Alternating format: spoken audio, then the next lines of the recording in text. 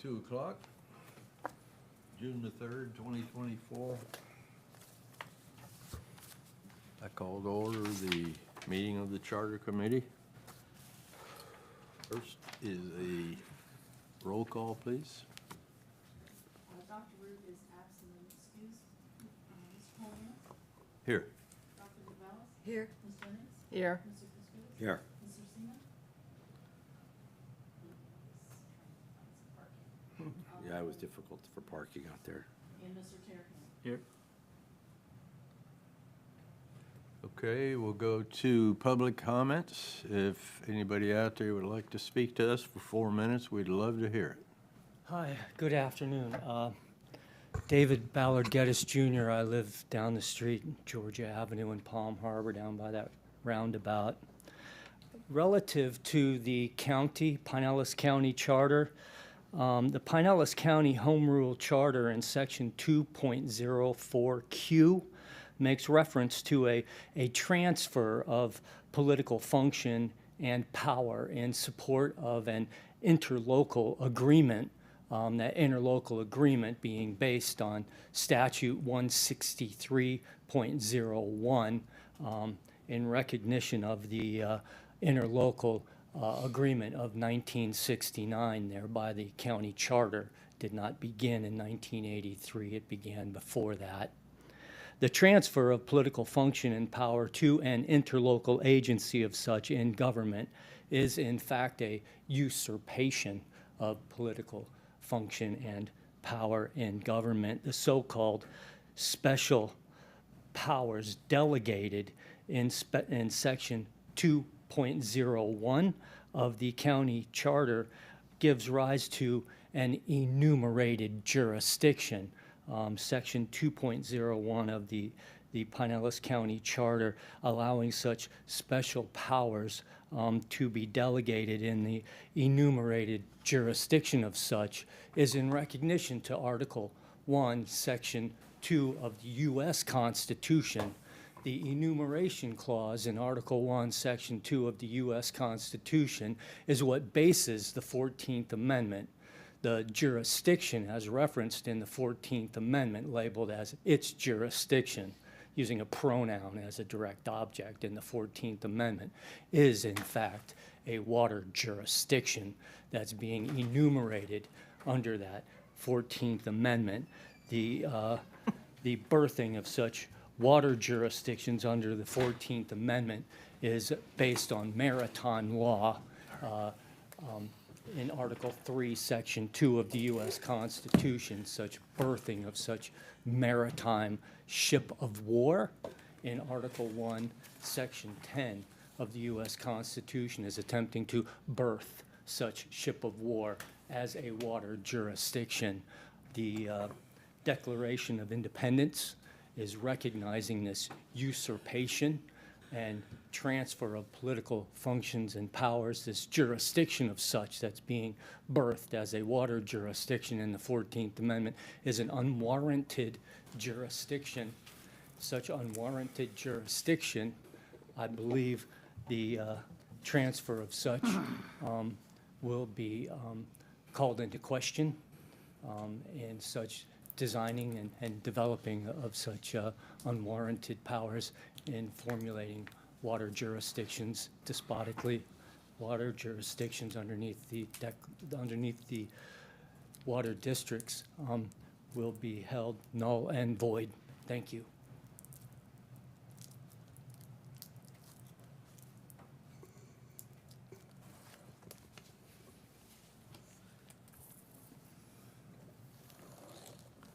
Any other public comments?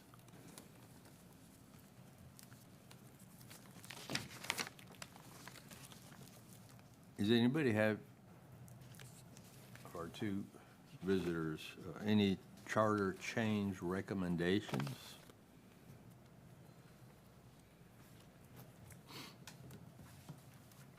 Great. Let's go home. Can't do that, huh? All right, we're going to go to review and discussion of charter sections.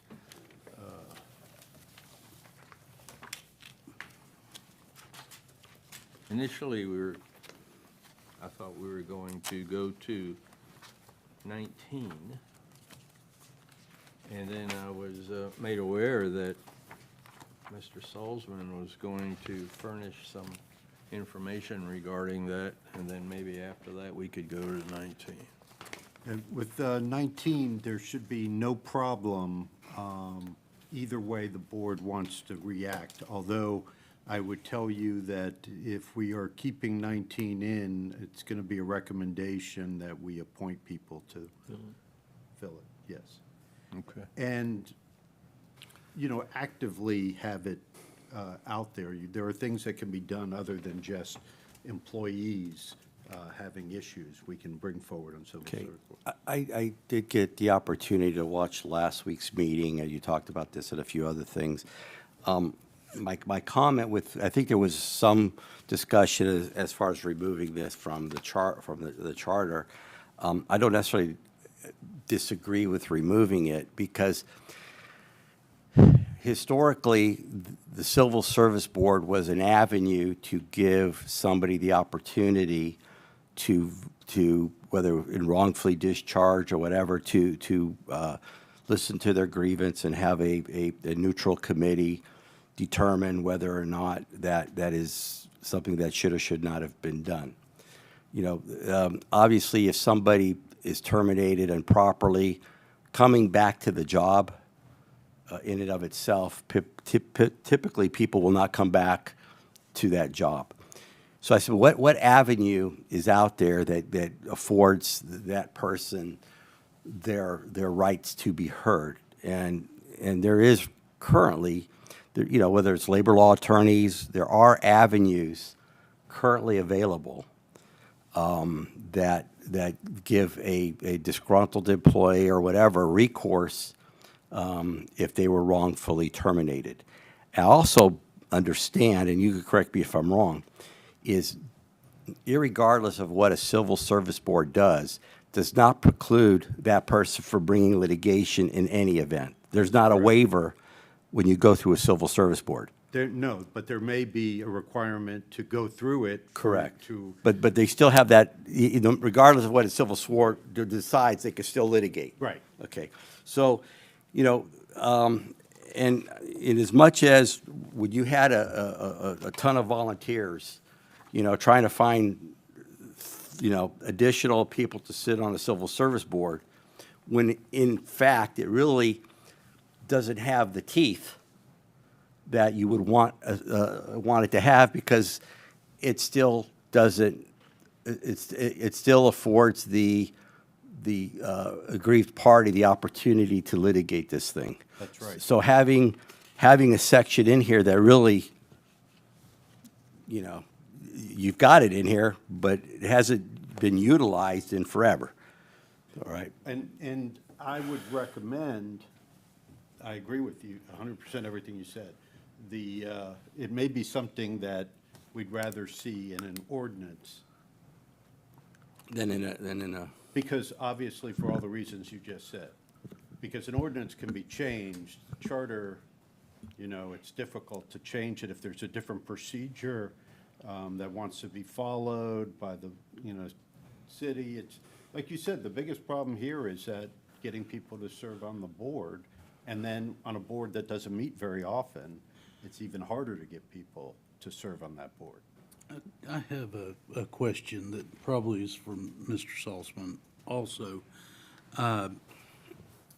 Would there be the possibility of assigning the duties of the Civil Service Board to another sitting board that, and I'm not suggesting any particular one, but one ideally that doesn't have a huge amount of other duties too, where you wouldn't have to create that many more people to apply to sit on the board if it could be shared responsibilities? That would probably be problematic. And I see, you know, this is such a unique type of board, trying to find unique people who have the experience, so yanking somebody or having a board that really doesn't have the skill set on issues like this could be And more. if you look at the counties, for example, there are labor attorneys on there. There are representatives, in that case, of the union that are very experienced. So you want to have experienced people doing this. You need to exhaust administrative remedies by going through this. And frankly, the other part is that the city may take a position that if somebody has their job reinstated, that's what they're going to do. So you want to make sure it's knowledgeable people that are doing this. And so I think you do have to have just specific people for this board. And I think you agree with me that when you go through something like this, you know, that person's not staying anyways. I mean, you get reinstated, and they typically will look for something where they're not, you know, if they're not wanted, they're going to go somewhere else. Or the other alternative is they come back and then they know they're not going to stay, and they sabotage, you know, their position or the things that they're doing, because they know they're going to be leaving based on the fact that they may have been terminated or have another grievance. And so having somebody come back in that regard, you know, so if you had a board to say, okay, you get your job back, guess, you know, somebody with a you know, bad set of, you know, ethics may sabotage on the way out the door. Thing, Mike, that, as may I I- understand it, the Civil Service Board was part of their duties, not all of their duties, part of their duties. It used to be that, at one time, a long time ago, the Civil Service Board actually was pretty much in charge of hiring and firing. I mean, if you didn't get past the Civil Service Board, you didn't get hired, right, Jimmy, a long time ago, days of Joe Fontana? Yeah. So, but then in the current times, it seems it's more like an arbitration. It's a way to avoid litigation. And a lot of these people are the guys who are on the, you know, maybe the Parks Department or the street guys, or they're not all upper management people. They're probably the lower guys on the totem pole. So it gives them they don't have the ability to go out and hire a labor attorney. So it gives them a venue to air their concerns, and the city could maybe benefit from listening to them and avoid some kind of litigation from some, you know, hotshot attorney that says, yeah, let's go get them, let's go get them. And but the guy that has the most experience in the room on Civil Service Board and personnel matters is Jim. So I want to hear what his comments are on the function of how the personnel in the civil service worked. Well, let me say this before you give it to Jim. If somebody were to hire, the thing is, a labor attorney, if they're aggrieved that it's a valid case, labor attorneys, because of what the law allows, just like a personal injury attorney, there are attorney fee provisions in place. So if somebody has a good case and the attorney takes it, the attorney's going to take it because, you know, there's a deep pocket, the city, that he will recover from.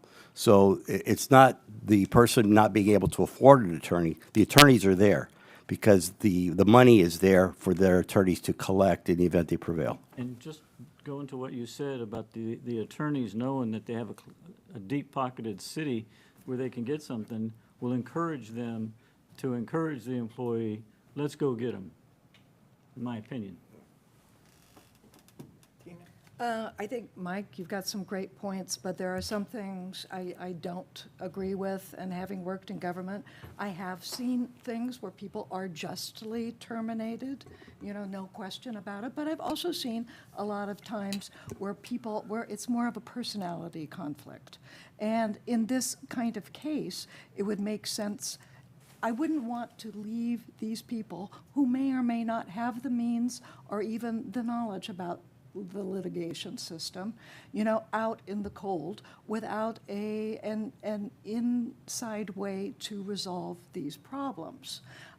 More likely, it would make some sense to put really qualified people to point out either here or in an ordinance, but we need something, who those qualified people are who should, by virtue of their experience and their position at the time, be on such a board, and have it dealt with that way. The other question that I have, not to anybody in particular really, is just, have we not seen the need for this board because there's really not a need for it, or have we not seen the need for it because most of the people that work for the city aren't even aware that it's an option? Yes, I entirely agree with you. I worked for the city for 10 years. I didn't know about the civil service Well, board. and the other thing, Merle, is there was some confusing testimony. It was like, I couldn't ever get it straight in my head what they were testifying to, that it seemed like if they had a case, then they had these people they called up to be the board on a, so I'm not sure if that's the case or not the case. I think there's a couple things that bothers me. First of all, not every employee of the city can reach in his pocket and say, if you fire me, I'm gonna go get an attorney, okay? And they may do it for nothing and be reimbursed by the city, but that's not helping the city for anything. And secondly is, there should be, for every classification in this city, there should be guidelines as what you can do and not do, so that whether you don't have the Civil Service Board or you don't have an attorney standing by, a labor attorney standing by, you can clearly show that the individual did something wrong. And part of that showing them is usually, if they're a good employee, well, how about somebody who's been here 15 years and they messed up? They made a terrible mistake. They have a bad time. They're getting a divorce or whatever. Do we just throw them down the road? I think our recommendation should be, and maybe Irene or Michelle, you can tell us, do y'all have guidelines for your employees? As simple as you need to be work at 8 o'clock. This is what I expect of you. Can't be rude to the public. And that type of scenario should go out to every job in the city. I drive by, I see 2 trucks, 5 people. I was gone for about 10 minutes. I came back. They were still leaning against the same post. 2 trucks, 5 people, okay?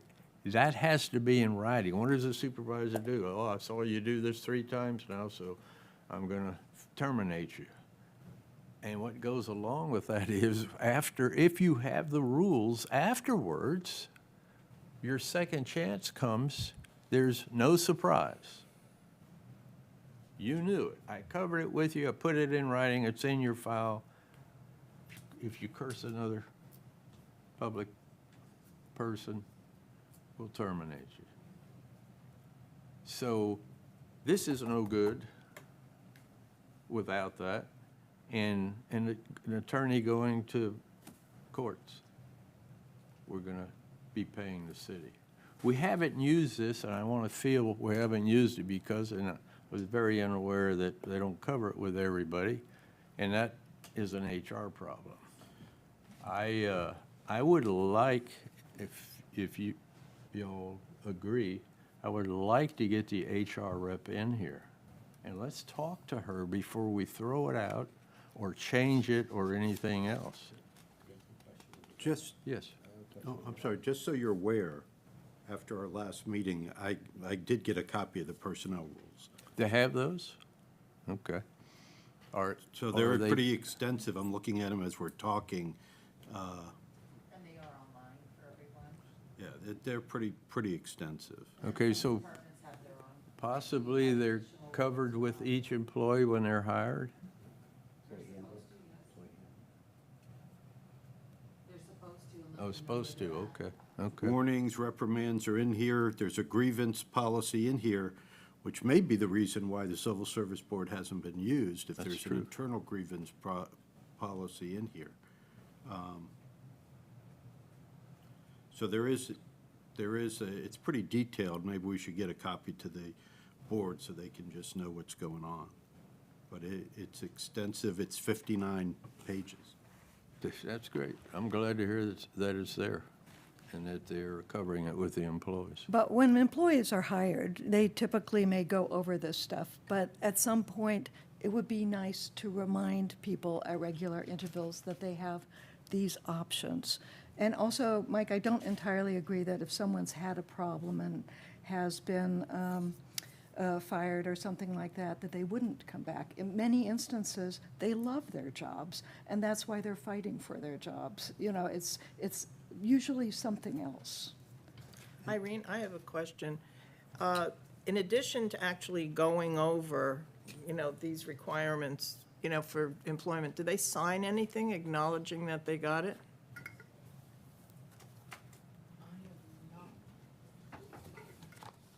I am not sure. Yeah, I Like can't I said, remember that's about the gonna be an rules. HR. They're gonna have to answer that. Okay. And then some departments have additional. For example, we have some additional things that aren't listed in the rules for our office. And they do sign that they get a copy of that. We have them sign. I don't know about other departments if they have anything additional, but just for example, ours does. Right. By the way, there is a progressive discipline policy, which is what you want to see, and plus there are levels of offenses that give you a certain amount of penalty as a result of that. So those are all positive things that are in there for employees to see. So it's not just subjective, it's objective. And the progressive discipline is what you always want to see, because that gives somebody due process rights. Well, Mr. Salzman, I think in a different meeting, you stated that, part of your expertise in other communities was labor Yes. laws. I do traditional labor, which a lot of people don't do in this state because there's very few unions, but I represent management for fire departments and police departments, so that I do that in other municipalities. So I negotiate these things, write them, I'm very familiar with them. I just haven't looked at ours in depth because we do have a labor and employment attorney that's separate. So you're on the side of management. Yes. So first and foremost, this, Section 19 is not a section a hill that I'm not going to die on, okay, whether it's in here or not, okay? But I look at it for the purposes of defining and redefining and streamlining what we have. So you've got a provision in here that basically is not necessarily in use. But hearing what Mr. Salzman said is there actually is a disciplinary process within the city that's unrelated to the Civil Service Board. So that tells me that the citizens, that the employees have recourse, and there is a 52-page or 54-page process that they can avail themselves to. Some of the stuff, as far as Irene or other department heads, that's more procedural. If there's I would imagine when an employee comes on, there's an employee handbook or a city handbook that they may be given that doesn't necessarily define their job function, but should define, what's accepted versus not accepted, course, attitude or things that are not permitted as far as conduct. It's procedural to have any hired employee sign a receipt that they received the handbook.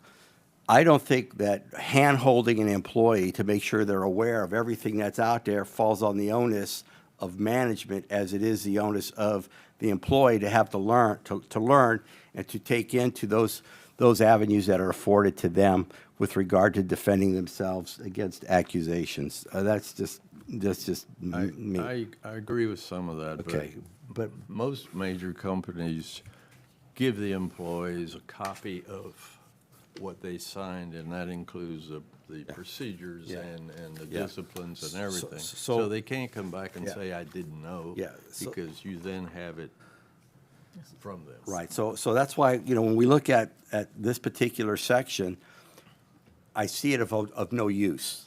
And to have something in your charter that is of no use, hasn't been, I wouldn't say never been enforced, but it obviously hasn't been used in quite some time, is we have extraneous documentation that we don't need to streamline, not only to make more effective the charter, but to streamline it as well.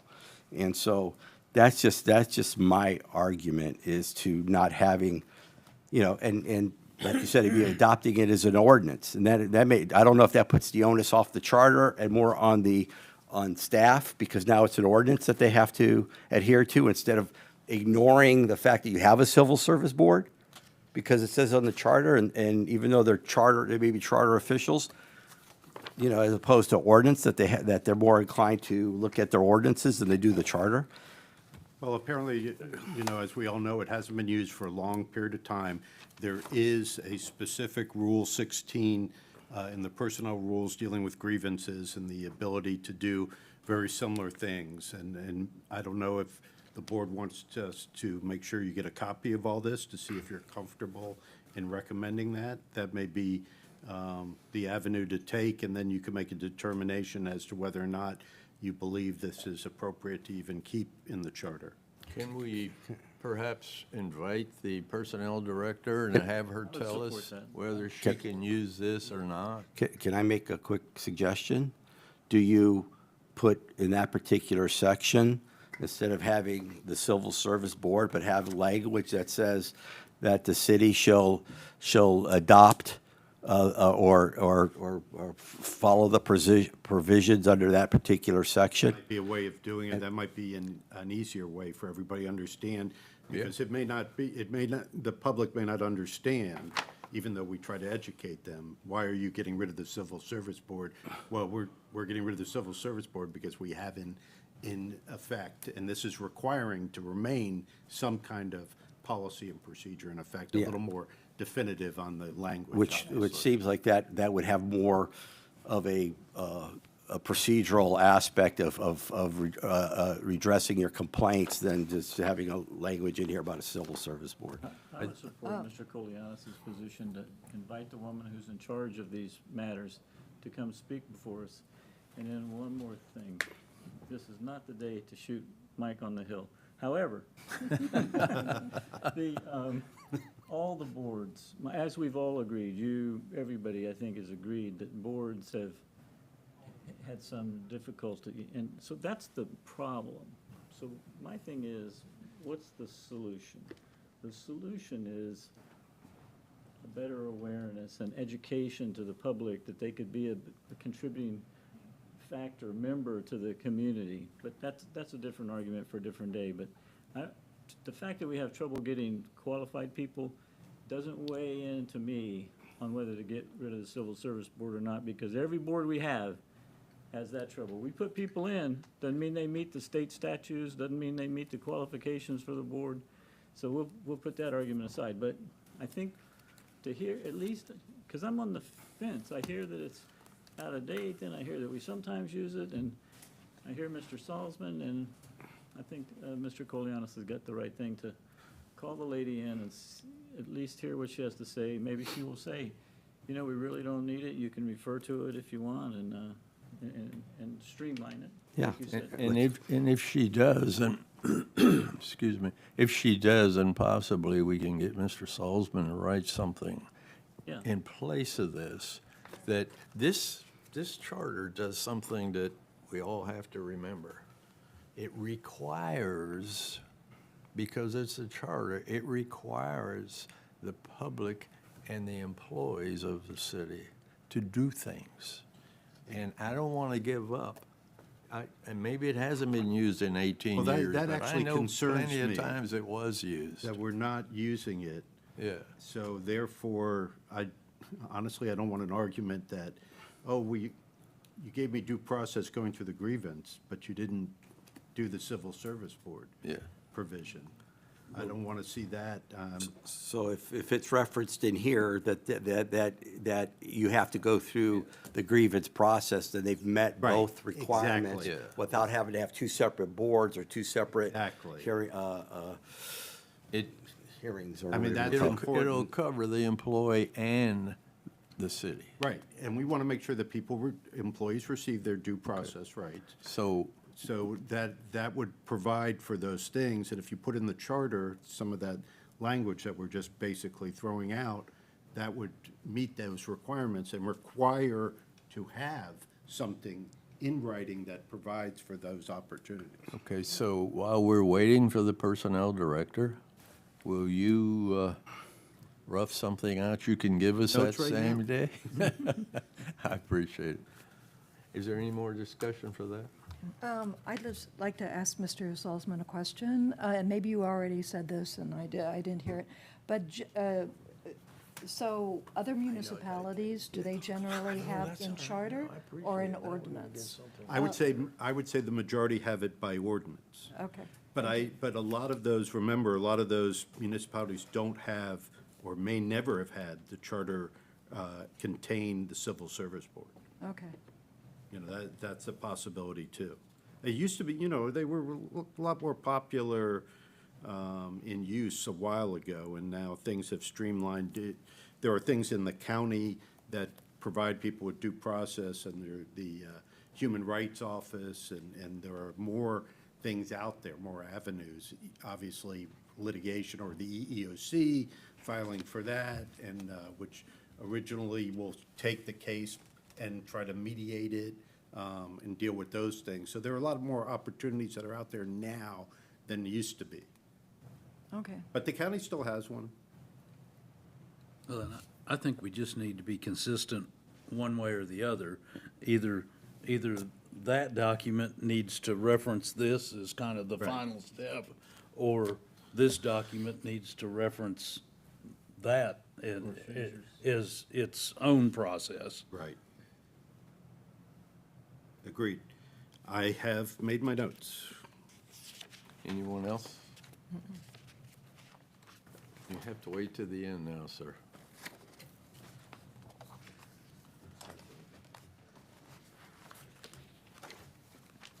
Actually, Chair, just so you know, we eliminated the public comment at the end from the agenda. Yeah, I see that. There's only public comment at the beginning. I believe the chair brought that up at the last meeting, that she made that change. So we won't hear comments from the public? It's not on your agenda. I mean, the board, obviously, as a majority of you, can do whatever you so choose to do. I hate to see people to come in here and sit and listen and wait for their turn to say how they feel about it. But if it's already been decided, But I don't nothing remember we can say I about don't it. remember voting on that. No, you did not vote on it. Yeah, not just that, but having somebody comment on a discussion we've had. It's one thing to have public comment over a broad aspect, but if we're discussing certain charter changes, I think the public should be entitled to come and give their perspective on those charter changes without going off on a tangent. I agree 100%. And again, it's whatever the board wants to I do. think the discussion should be also restricted to the Tarpon Springs Charter, not the Magna Carta and stuff like that. Yes. Yeah, and I think the timing on the comments should be, just like the public comments, 4 minutes, not 15. I think 15 is excessive. I'll go with that, Jim. So let's agree to that for today anyway. And, sir, you can come up and speak to this issue for 4 minutes, please. Thank you again. I appreciate your attention. But The last- I will ask you to keep it to the Tarpon Charter I will. and, okay? David Ballard Geddes Jr., I live on Georgia Avenue in Palm Harbor. The last paragraph of Section 20 here seems to predisposition some sort of a reorganization plan or a reclassification or a We're on section reassignment. 19. We're on section 19. We're on 19. On the last paragraph on Right. Section 19? Okay. It says, in addition, any reorganization plan, am I in the wrong position? Yes, you're in the right section. section, right paragraph, wrong section. So Right. May I continue? Okay, We're on Section thank you. 19, and it's, Yeah, section 19. No, he's in the right area. Okay. It seems as though there's been a forethought or a predispositioning here that's taking place in regards to someone has already forethought that there is going to be a reorganization or there is going to be a reclassification or a reassignment of such. I question, is the city itself to undergo some sort of reorganization? Or is the city itself been predispositioned for a reclassification of such? And if the government intends on privatizing, will the city have legal recourse against such privatization that's attempting to formulate itself under such reclassification? And I'm not so sure if the Harris Act applies to some of this. I might be, my thinking might be a little off here, but I wonder if this might be a predispositioning of such we need to pay attention to in regards to attempt at privatizing. I think it's one thing you have to understand when you come in here to a charter meeting, that the bulk of us, including myself, and this is my fourth one, I read this thing at least 5 times a day, and I heard stuff today that makes me feel there's a better way. And it won't, this won't be affected by anything on the outside, especially Pinellas County. I have no love for them. But I appreciate you coming and giving us your opinion. Thank you. Okay, thank you for listening to me and helping Oh, it's- clarify things. It's our pleasure. Peter Protas, 901 Bayshore Drive. I think you'll find that the civil service for the employees was something that they felt that they had. And it was, when Beverly Balearis was mayor, she didn't want the civil service. They just didn't use it. It was good at a couple of times, and there were times, and most times, the employee didn't get, he was heard, and it just went on. He was dismissed. But it also kept the union out of here. Now, I don't know how strong the unions are coming in now.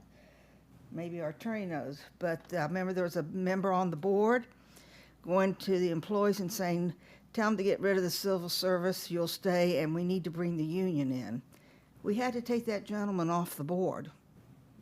At a commission meeting, we had to dismiss him from the board because it got very heavy here with the union people coming in.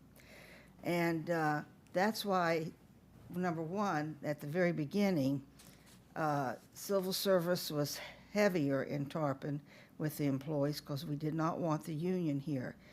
But some of the employees across the street don't understand government. They have a job, and this is their feeling of security.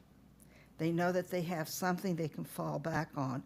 So if you change, you've got to think of the employees, that they have a feeling, a good feeling by working in the city, that they have a chance.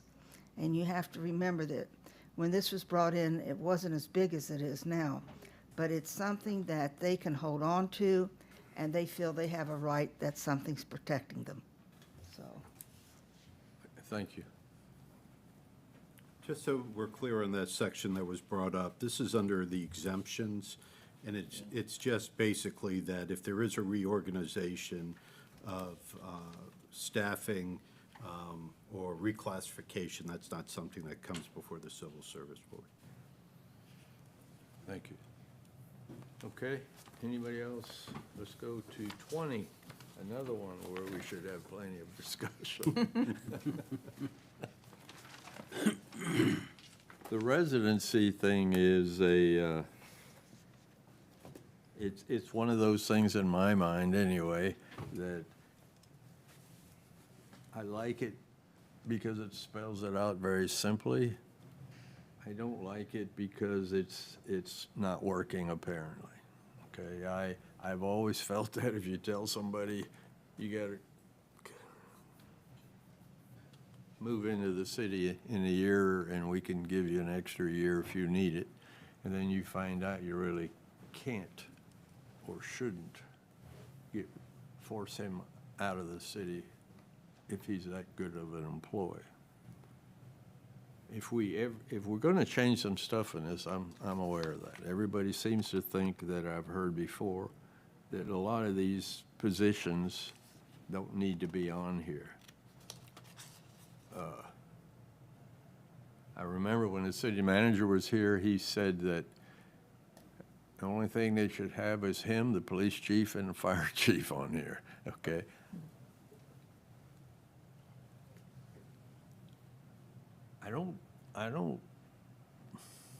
I'm not sure that that's enough, okay? And maybe that's what this board can convince me of, or a better way or an easier way to do it, but I don't like what happened or what's going on right now, and I'll say that up front. If somebody sees something and signs it, and then we hear from commissioners that they didn't like it, or they're so good we don't want to lose them, then let's write something in here that says that, rather than forcing them to change their mind. And so it's open for discussion. I think there may be a two-tiered approach needed, where I would feel fairly strongly, I think that like the city manager, perhaps the fire chief and police chief should definitely live in the city limits, because they need to love the city, they need to be a part of our community.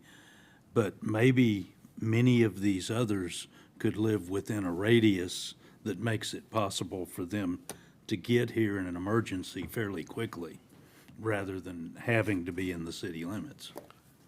There's obviously there's affordable housing issues. 20 years ago, or not even that long ago, recently, if you saw the cost of a house in Tarpon, it was probably the best value in Pinellas County.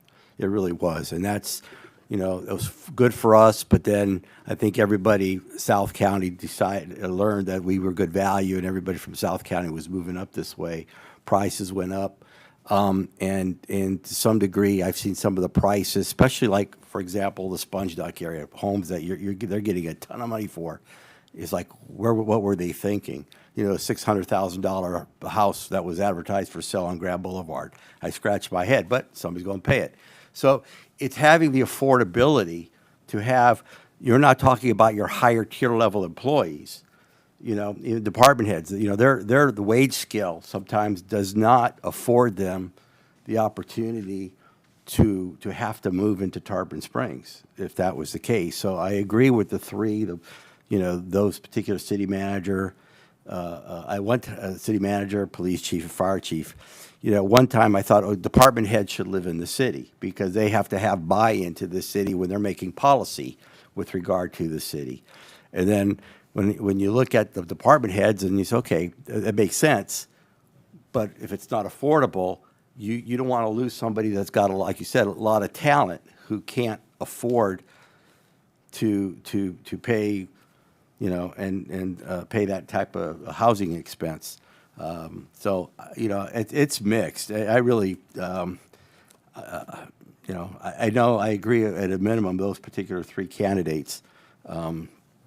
But other than that, I just Mike, don't. you need to think about hurricanes, or Well, anything, okay? So think about hurricanes. Who's the most important? Well, I don't disagree with you, John. I'm just No, I know. I'm just trying to be practical about it. disagree with you. Yeah. But the Public Works Director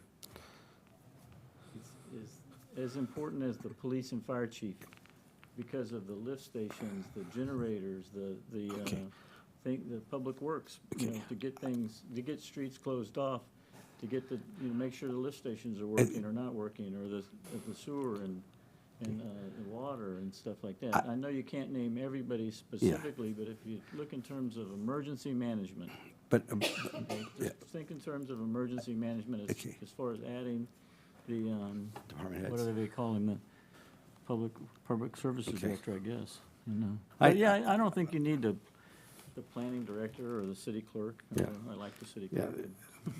Well, the other thing too, John, is, and just for discussion purposes, typically, when there's a hurricane on the horizon, they actually, the emergency services are set, and I think the protocol at that level requires them to be here for that particular purpose, and not because they have to come in the middle of the night, but because a hurricane is coming, and so that's when they do their mobilization. And when they do their mobilization, they're required to be here anyway. Whether they live in Hudson, Holiday, it doesn't matter. They're required to be here based on when an emergency, those protocols are put in place.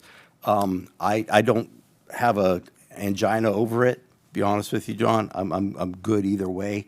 I'm looking at the practicality of being able to maintain and have talented people remain as employees, whether it's a vicinity that they have to reside in, whether it's a 10-mile radius, 15-mile radius, that's not unreasonable. But I think that's the sign of the times where Tarpon has become a place where housing has gotten to be a little bit expensive. It's gotten expensive for sure. Yeah. But it's not just, think it through, not just in terms of hurricanes. I mean, there's lots of different kinds of emergencies, so I'm only trying to think of the town in case of take hurricanes off the table. Okay. And the things that are just, boom, happen, no notice, like a tornado or Florida power shuts down or whatever, just some kind of instant emergency. Yeah, a 20-minute ride to Tarpon isn't going to I don't think make or break, or a half-hour ride into Tarpon is going to alleviate whatever emergency it might be. That's just my thought, but I could be wrong. I'm usually. Happened before? No, I've never been wrong, no. Let's hear from the other side of the board here. Is there any way to get a copy of those emergency management protocols to find out who is considered necessary personnel? Good And I question. believe, John, I think that does also apply to other emergencies than hurricanes, right? I don't know. I don't know either. It'd be good to find out. I would think that this is the only thing in writing right here, and that's Okay. why it's so important right there. Yeah. But I'm like everybody else. We know it needs to be sharp penciled, but how do we do that? Who do we keep, who do we not keep? And, Well, the one thing you have heard is the city manager told you who he believes that he needs. He's the one who's in charge of emergencies. You may want to see the protocol to be more comfortable with that. I have, in dealing with it for other municipalities, I mean, yes, it's usually, hurricane's easy. People are called in, they know that they're supposed to be there. Other emergencies, remember, the emergency has to occur after normal working hours or on the weekend if you're really worried about that. And some kind of distance is usually okay because of the problem that you just described. so possibly the city manager has something that he's already spoken to his employees about. I would about assume so. What I've seen- What I expect of you. Right. So maybe we could ask him too about that. We'd love to have him come back again. Public Works usually is the person that you're going to have to be somewhat close by because they're It's almost they're really dealing with a lot of the emergencies more than the city manager. Right, and he's probably, as you say, the most important one that has to be here. And Yeah, I think we also have to consider a lot of the technological advances. You can manage, and, I was talking to Scott Young, and he said that he can manage an awful lot. He was in a BOC meeting, and he kept jumping up and going out in the lobby because he was getting all of these texts. Right. So he was able to, manage certain things, from his phone. So, that's something else that, we should consider. I don't think we should default to technology. I'm not a big fan of it, but I think we should, at least consider, some things that, you don't have to be, in town to do. Well, remember, for police and fire, you have people on shift all the time. Right. Exactly. So then it's a question of having somebody who is in that position above them, right? Running that. And I think that one of the things that the city manager told you is that we need to have those two people here in the city. So those are important for those type of emergencies, even though we have people on staff. So I think that's an interesting bit of information for you, that even in those situations, you still need to have the heads of those Right. departments there.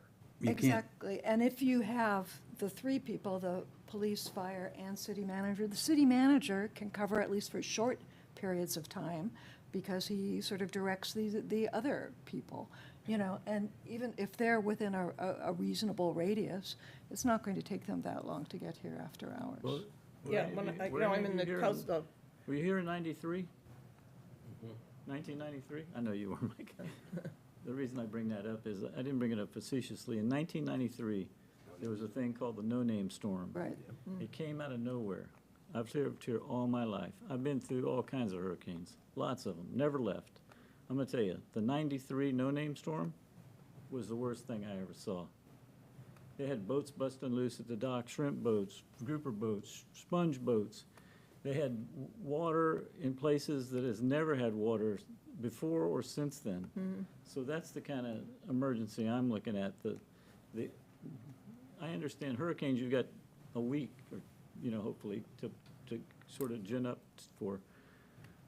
So just think of, it, and not just the no-name storm. What, you know, who was in here the other day and said about he wanted all the police to live in Tarpon because of a potential EMP, electromagnetic pulse, but I'm not saying there's gonna be one of those, but there's other emergencies. And I'm not saying some people on the list can't be eliminated, Mike, you're right. But to me, the public services director, the guy in charge of all those kind of guys that are in the field kind of guys, need to consider leaving him in place, I think.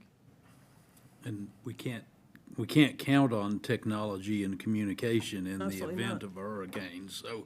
So the people that are truly critical, we need to have access to. right. And just last week out west, when they had those solar flares, I mean, we didn't get much of it, but there's things on the internet of guys on tractors going in circles because they couldn't plant their crops. The tractor had a mind of its own, it's going in circles because of the solar flares. Right. I mean, there's all kind of things out there. As part of the Coast Guard Auxiliary, I had to take a couple of FEMA training courses, and most of it dealt with chain of command and who's responsible for that. And, one of the guys in the flotilla was a first responder in New York, and he said the general rule of thumb is whoever, the person in charge was the first person to get there. So proximity does have a role, there's no question about it, and I agree with Merle, the technology is not the answer, but I think at least we have to give it some thought. So let's look at it in another angle here. Let's look at these names, the list, and we agree, it sounds like we agree on the city manager, the police chief, and the fire chief. Okay? The assistant city manager was in here, we don't have one, but I have a feeling that it's gonna be here in another chapter, and we'll be having one, I hope. Yeah. So we can leave that one. Administrative Services Director. Can anybody tell me what he does?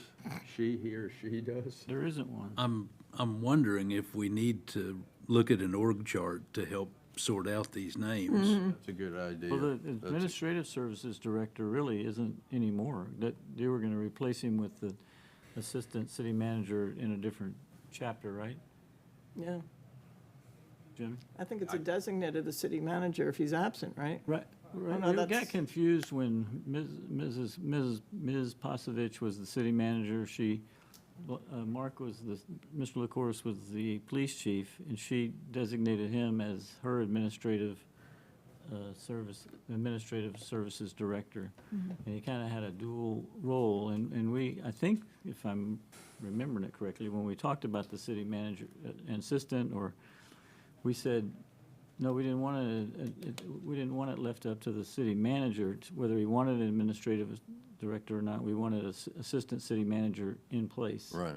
So if that's the case, we could just strike this administrative services director out of it, right? I mean, not that he has to live in town, that he's just no longer, he got fired a minute ago. So you're looking at 5 people: city manager, assistant city manager, city clerk, if you want to leave the city clerk in there, fire chief, police chief, and public service director. What does the development services director do? Just- That would be what's her name? that's, Economic Renee? development? Economic Renee? development. And this, So we don't, no, she's No, the planning and that's- zoning no, no, director. That used to be the name for the building director When building, and planning. Oh, right, we're one department. Building down there. It was building and downstairs, okay. planning. But now they're separate. Did you want to keep the city clerk? we I wanna think keep her, Irene but would come, we I wanna think y'all keep would her, come in but- anyways. I mean, but the city it's- clerk is obviously lives here. They'll be in a new building, they'll be safe when they come in. No, I didn't, Set up after. yeah, I don't know, honestly, in an emergency, I don't know, and maybe y'all can explain, I don't know what the function is during the yeah. Yeah, what do you do? We're the second. We're not part of We're after the EOC. storm. We're after the storm to collect, Okay. help, Okay. finance for paying. So we don't, All right, We're the second setup. all right, so that doesn't need to be. in Not that Irene was signaling anything. or- No, I just didn't know, I just didn't know if what the clerk's function is during, For the collection. I could walk. okay. so, cur- That's after, we're after the fact. so, So are we agreeing that the planning and zoning director's not necessary? You had discussed that before, eliminating that position, I remember. and the development services director, is that the building department, Irene? It was when it was, the name Development Services came about when it was had planning under it as well. But I'm Now it talking about the doesn't way have it's, planning, it's separate, and it's back to building, the title is Building Development I'm talking about the charter. Director. I'm talking about the charter, the way it's written. We would have to correct that Yeah, apparently. we'd have says- to update It the, says development service director and planning and zoning director. So is the development service director, is that the building department? I think we have to update the Yes, titles. it's a different title now. Rather than update them, what's the role in an emergency? Because if they Yeah. don't have a role in the emergency, Oh, it they doesn't do. matter if we, He's- what we he- name them, they just strike them through. Okay, so we're just talking about residencies in terms of emergencies right now, not just residency in general. Okay. Well, resident, No, you're talking No, about talking residency in general. Okay, You're just supporting it by emergencies. okay. So the development services director is the building department? Right, but his Okay. title is considered now, his title is Building Development Director. That's good, but he's not an emergency employee. His people, Yes. he isn't gonna call his people in and direct them. He may. No, he, Part of the EOC, Boy, he, he'll that is a come because position. of the EOC, right? that's correct. Okay. I believe for structural damage, things like that. But that's after the fact. That's way after the fact. But that But I may be one of the believe that- secondary distances that you discussed. Yeah. well, Jim, since, let me just read. We're John brought up almost- a good point about are we talking about emergency, or are we talking about residency in general? Because residency in general, the planning director needs to, she's in charge of writing a comprehensive plan, in charge of writing special area plans, in charge of writing, national district plans, preservation plans. Those that person maybe ought to be part of the fabric of the community, honestly. John? Yeah, but I think this residency requirement is really for emergencies. No, it was, when we first did it, a long, long time ago, it was to be, the fabric of the community part came into it too. Oh, okay. Maybe we should differentiate? 'Cause I we're don't having, think you need if to we're do- struggling with it I now. don't think you need to do that. I think you could say, you could have to say that the residency requirement is because of emergency management and knowledge and history and fabric of the community to be, or something like, you could put a. Right, yeah, but I think, I agree with you, John, but I think what we should do is, under those two specifications, we should list the job titles as to who goes where. That's fine. To me, I was just trying to benchmark required residency requirements, and my benchmark was emergency. But Okay. that's why I'm trying to Yeah. expand your thinking. Okay.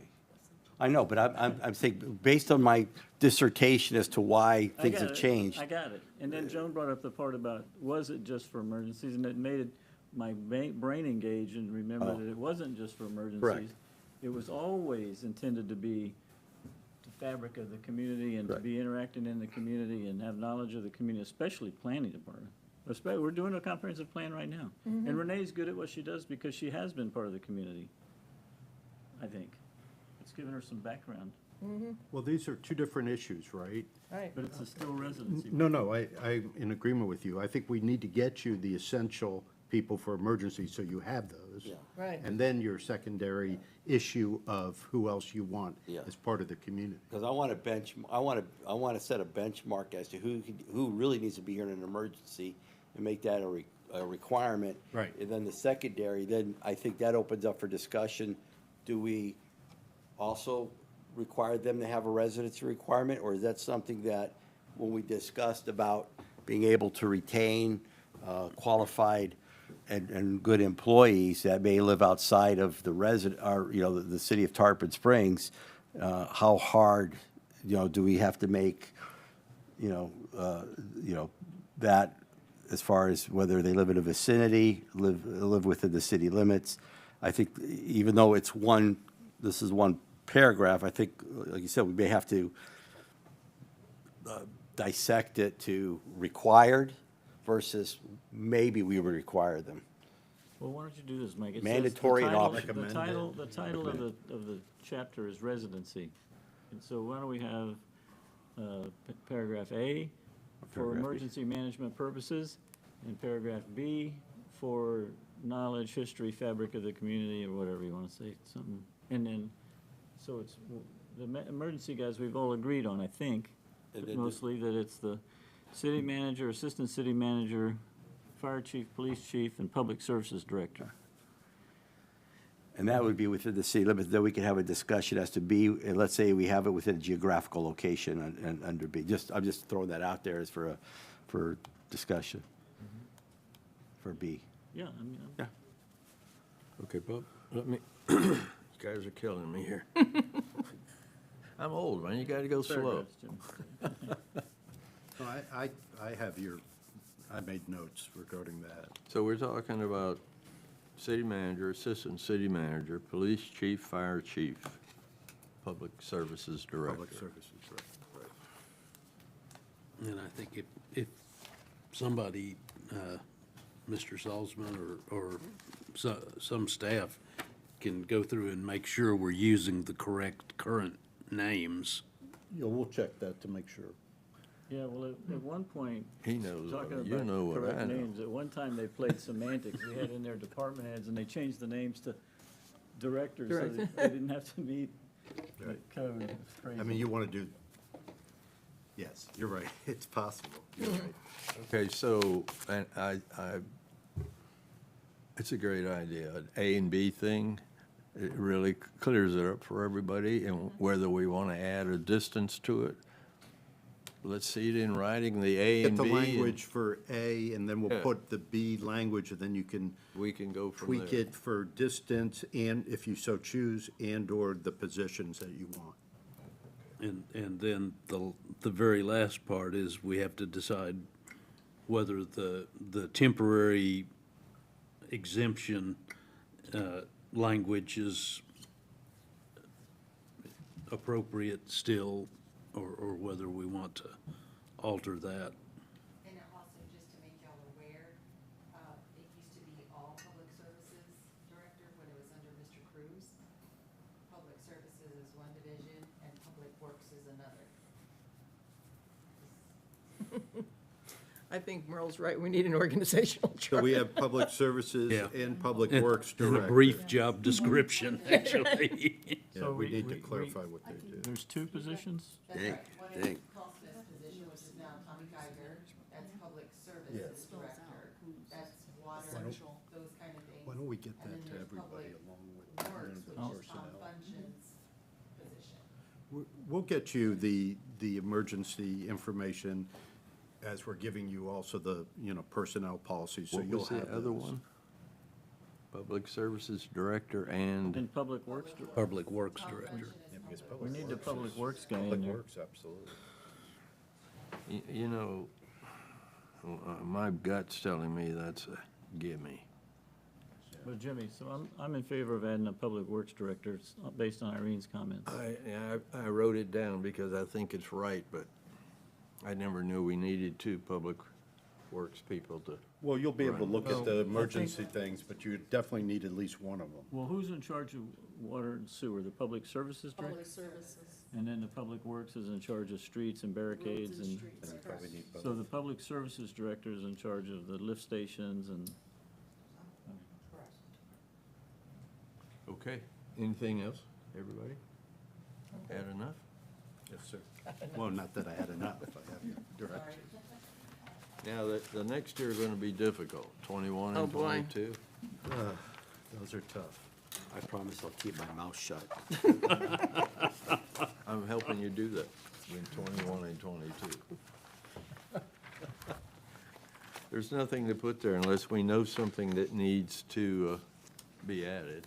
We could make it that. If you were gonna make the determination on, say, height, we could use one of those sections.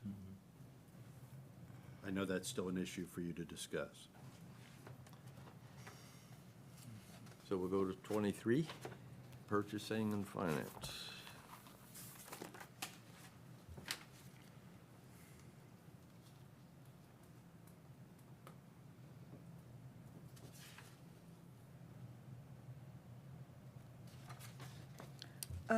Can I make a comment on this? Absolutely. Okay. First of all, I think I'd like to suggest that we get Ron Herring in here about this issue, and maybe section 24 too, as well, because it seems to me that the 25,000, okay, so what happens with bids is basically it puts back, I think, for maybe a couple months, the whole process of securing something, once something goes out to bids. You have to have a period of time for the bid, then you have to have an evaluation of the bid. So that may not be a problem, or it could be a problem. I've seen it go both ways, but it is a lot more complex when it does go out to bid. I'm also wondering if 25,000 isn't a lowball figure, as I'm wondering for 24, if that isn't a lowball figure, maybe based on a time when the city's budget was much less. Our budget now, as far as I know, is around 74 million a year. You know, we've got a chunk of change, you know, that we can work with. But I would like to hear from Ron Herring or Mark Licouris if they think that 25,000 is adequate, or if it couldn't be raised to, let's say, something like 30, 40, 50,000. At any rate, I think it probably should be raised. At the next meeting, I did tell Vice Chair Colianis today, we'll have Ms. Vinson, and we'll also have the procurement director who handles the bids and has some suggestions on this section, I believe the next one. Oh, unfortunately, I won't be at the next meeting. Good. Oh, no, I will be at the 10th. I will be on the 10th, yeah, not the 17th. I'm sure they'll have some adjustments in the advertising at least one occasion in a newspaper of general circulation. I'm sure that's not the way it needs to work anymore. It might. And I'm also wondering, what is the most responsible bid? I mean, how is that defined here? It says, the most responsible bid shall be accepted by the Board of Commissioners. Well, you could have a low bid, and you discover that the vendor's not going to be able to fulfill it. Yes, that's one thing, but Well- it should be Well, defined that's here. what they, It's- that's how they evaluate them, and they let you know that sometimes terms are better than price. Yeah, so sometimes it's hard to define responsible. Those are typically things for the trier of fact to determine based on a discussion, but to try to provide specific language as how to determine what's responsible, I think we become too, Yeah, you can't you can't, it's, yeah, too micromanaging. You've got to be able to dissect the bids, ask questions, just other than saying they've got to be responsible. They should all be responsible, but leaving that decision process as determining what is responsible in and of the term itself, it should fall under those who are awarding the bid. And it's hard to police every nuance. These bid proposals are very, very extensive. I mean, I've seen some of them. I do have a question, though, and this is that help me for the next discussion with regard to this. Typically, when we do an RFP, are they sealed when they come in? Yes. Okay, so they're not subject to open, Not until they're open. They're exempt from the public records until they're open. are they open simultaneously? Yes. Okay. All right, that helps in my Which is thought part of the process. time period, right? So we have a certain time period in which Gotcha. they're good, and then a date is set for them to be open. Yeah, because sometimes, you know, if you know if you're bidding on something and you know what the other guy's Right. bidding on. No, we avoid that. Yeah. I think they used to, I don't know if they still do it, but it used to be when they opened the bid, whoever bid was invited to the bid opening, so they could sit there. Oh, yes. It's public. Yeah. Right? It is a public meeting. So it's still done that way, Mike? No, I just want to make sure they're all opened at once and not one's open one day and, you Call know, up Fred and tell him, hey, you know, I'm watching the commission meeting and I know what I've got to do the next meeting when it's my turn to give a presentation. right. We possibly get our resident expert on this type of stuff. You know, I'm sitting here reading this over and over. Except as provided in section 24, the city manager is authorized to expend up to $25,000 for budgeted goods or services without competitive bidding.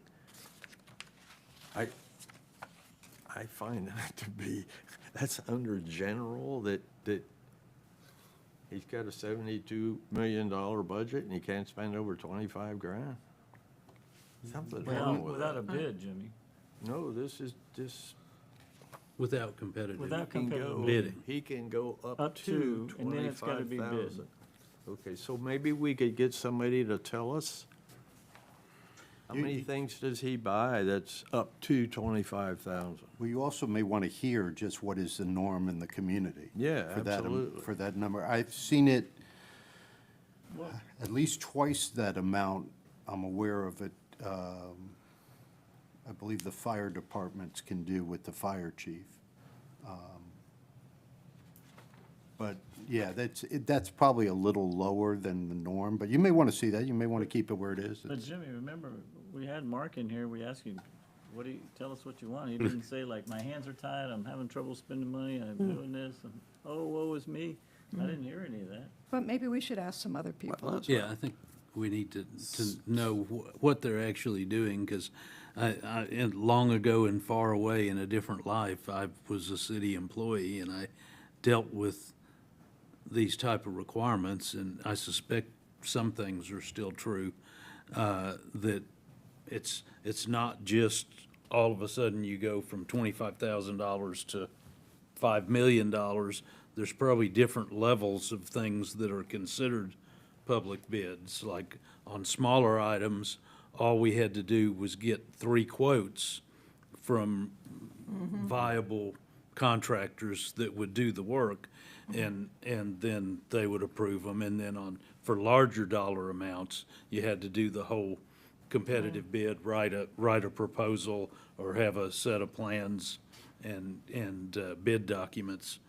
And then you would actually get the sealed bids and everything. So there's probably a lot of intricacies to how they're actually doing this. I think, I'm sorry. I'm sorry, there are threshold amounts that you have to do certain things in certain ways by the state statute. And they're divided into 5 categories. Category 1 is 20,000, category 2, this is up to, is 35. 3 is 65, category 4 is 195, and category 5 is 325,000. I do have a question, Attorney Salzman. And I may have misunderstood what you said, but when you said like the fire department may have up to 50,000, do our departments, let's say the fire department and police department, they have their own budget? Yes, but I'm Okay. not sure if the purchasing is any different. I don't, 'cause I would think it would be the same. Okay, because my question was if, let's say I'm the fire department, this is my budget is, Right. and so I have these funds in my fire department budget and I have the ability to spend up to 50 without competitive bidding, but maybe put the onus on the city manager? I mean, to be honest, it would be interesting to hear what the city manager has to say, because it's really a question of how difficult it is or isn't. If it's picking up the phone and calling 3 vendors, depending on what it is, it could be Yeah. very easy. Do- Obviously, you have emergency situations that are Well, separate. But our other departments, like the police department and fire department that have their own, or whatever department has their own budget, Well, if items have been budgeted, normally it is something that, has already been determined. Okay. And Do they have- may or may not have already been bid. Okay. I didn't know, do they don't have, do they have discretionary amounts in their budgets? I'm asking the That's a question. good question. That's why we need the city manager to come Yeah, back. I think the and city manager We need needs to to talk explain the about that. process. This general is, it's not a big deal except for the figures. And the emergency thing is perfect, okay? But I agree with what you're saying, Mike. I don't think the fire or police department can order on their own. I think they're calling somebody and say, oh, by the way, I need. And that's probably paper towels and toilet paper and that type of stuff. They probably budget things like 3 new police cars, but then when it gets time to get them, Yeah. they have to go to the purchasing department Okay. and get the bids to get them. Yeah, I just didn't know what their discretionary spending without having to come back in front of the city manager or Board of Commissioners, if there was a threshold that they had. If they don't have one, then my question is moot.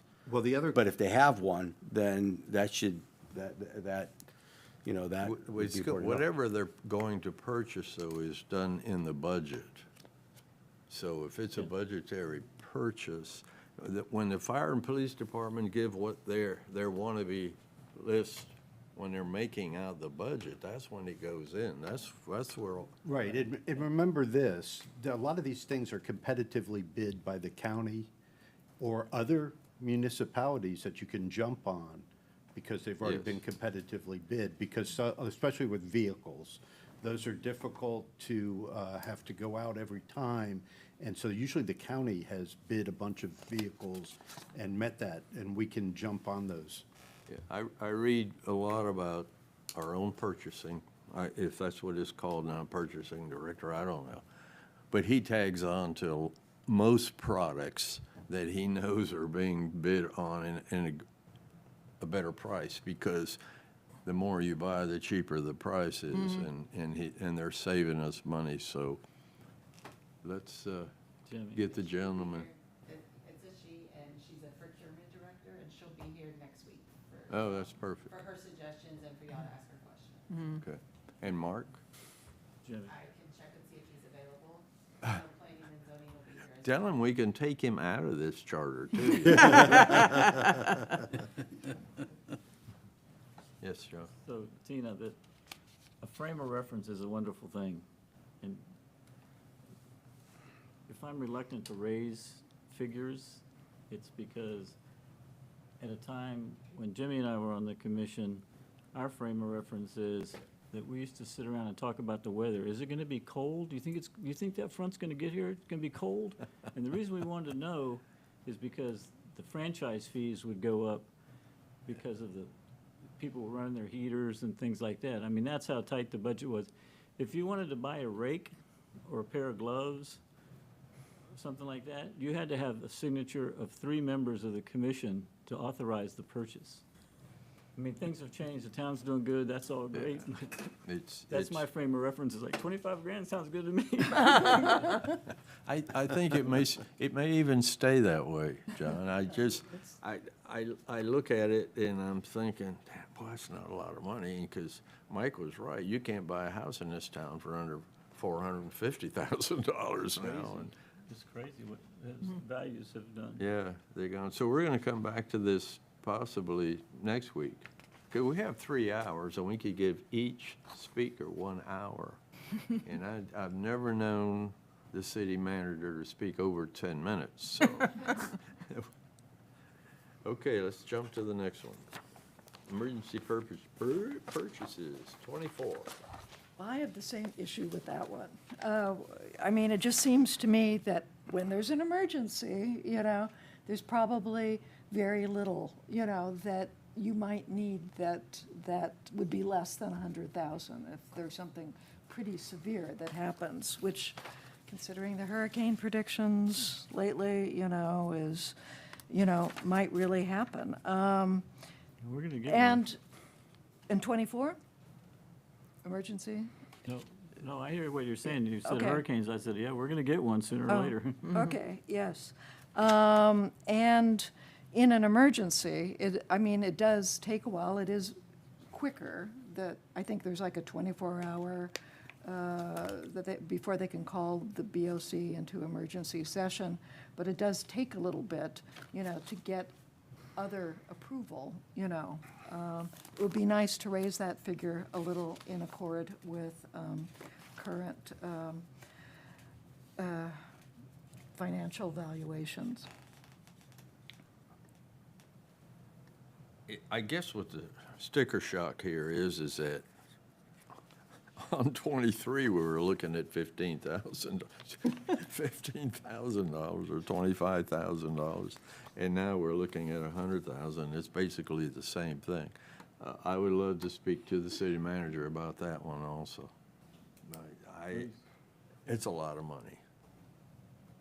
And I would say that I don't believe that anybody, a city manager, a corporate person, anybody, that if they spent $100,000 under an emergency and they needed another $100,000, they're not gonna wait 2 days to get their board in to say, yeah, go ahead. So I would expect that the 100,000's a beginning in a major emergency, but let's talk again with the city manager about it. And perhaps that gentleman across the hall, when do we get him?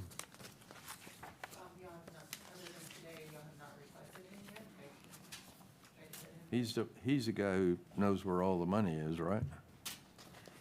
He's the man.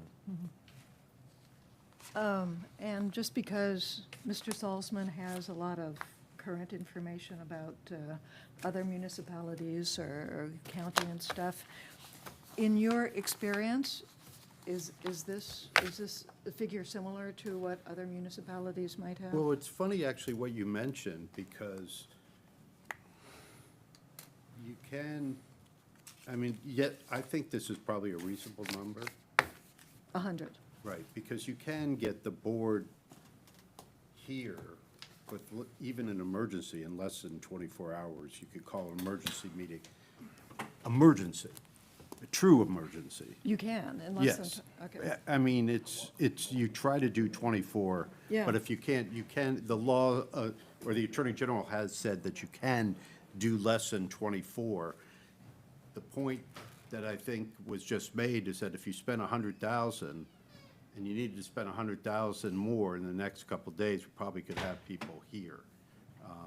Is it possible that you, yeah, I guess it's possible in the circumstance, but what really would they be purchasing that you could, I guess you'd probably have to figure out what would they be purchasing for over $100,000 where they couldn't get the board, 3 members of the board here, If twice. it may not be a purchase, it may be an emergency where they need to bring in some pretty heavy equipment to clear roads or keep the hospital open for people to go in. It's, in an emergency, it's hard to put your finger on what that emergency may be. There is exception for single source situations too. I'm just saying that there are a lot of things in there that you probably need to look at. But 100,000 could be low nowadays. We're gonna find out. I'll look, yeah. We appreciate you doing that. I'm actually doing some of it as we're talking now. You're doing a great job, by the way, and we appreciate it, and don't count on doing any suit-type work until we're through.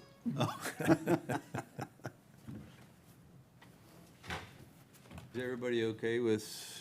Yeah, I just have a quick question about that phrase, without competitive bidding. So does that mean that even if it's an emergency and it's over $100,000, it has to be competitively bid? I would hope that if it's an emergency, that we wouldn't have to have it in writing that he just And let me gotta look at the spend what he's statute. gotta spend, you Yeah. know, and I'm a citizen when we leave here, okay, so I go by my gut and my life experience, and I think 100,000 may be low, okay? But I know what 100,000 is gonna look like on the referendum. If you change it to 200,000, you ain't gonna get it. Yeah, no, I'm not worried about the number right now, but it's just the competitive bidding. It just seemed odd to include that in an emergency purchase, that's all I just This wanted. is without competitive, Right. without competitive bidding. Right. So it really that, doesn't limit it to 100,000, it just says that it's, well, that implies that Doesn't limit anything it, no, more you're has right. to go out for competitive bidding, which means a couple months down the road, if your internet is even working, you know. Yeah, there's, So do we need to change the language on that, Mr. Salzman? And so that there's no guessing that, I think we should probably clear it up once we hear what the suggestions are If- internally. If you read further down, though, it says that the Board of Commissioners can override anything. They can spend what they want. True, that's That's true. that's the point. It's They whether don't they need can it. get in, whether they true. can be here or not. Yeah, I mean, the thing is that they're not limited. I mean, in an emergency, they can spend what they want. And remember, we only need 3 to be present for a quorum. Right. okay. I mean, I think it reads all right. So let's talk next week about it, to make sure the 100,000 is enough or not enough, and pick it up again.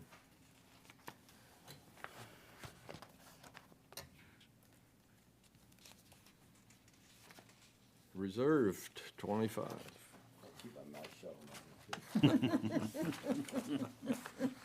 The Street and Sidewalk Improvement Fund, 26.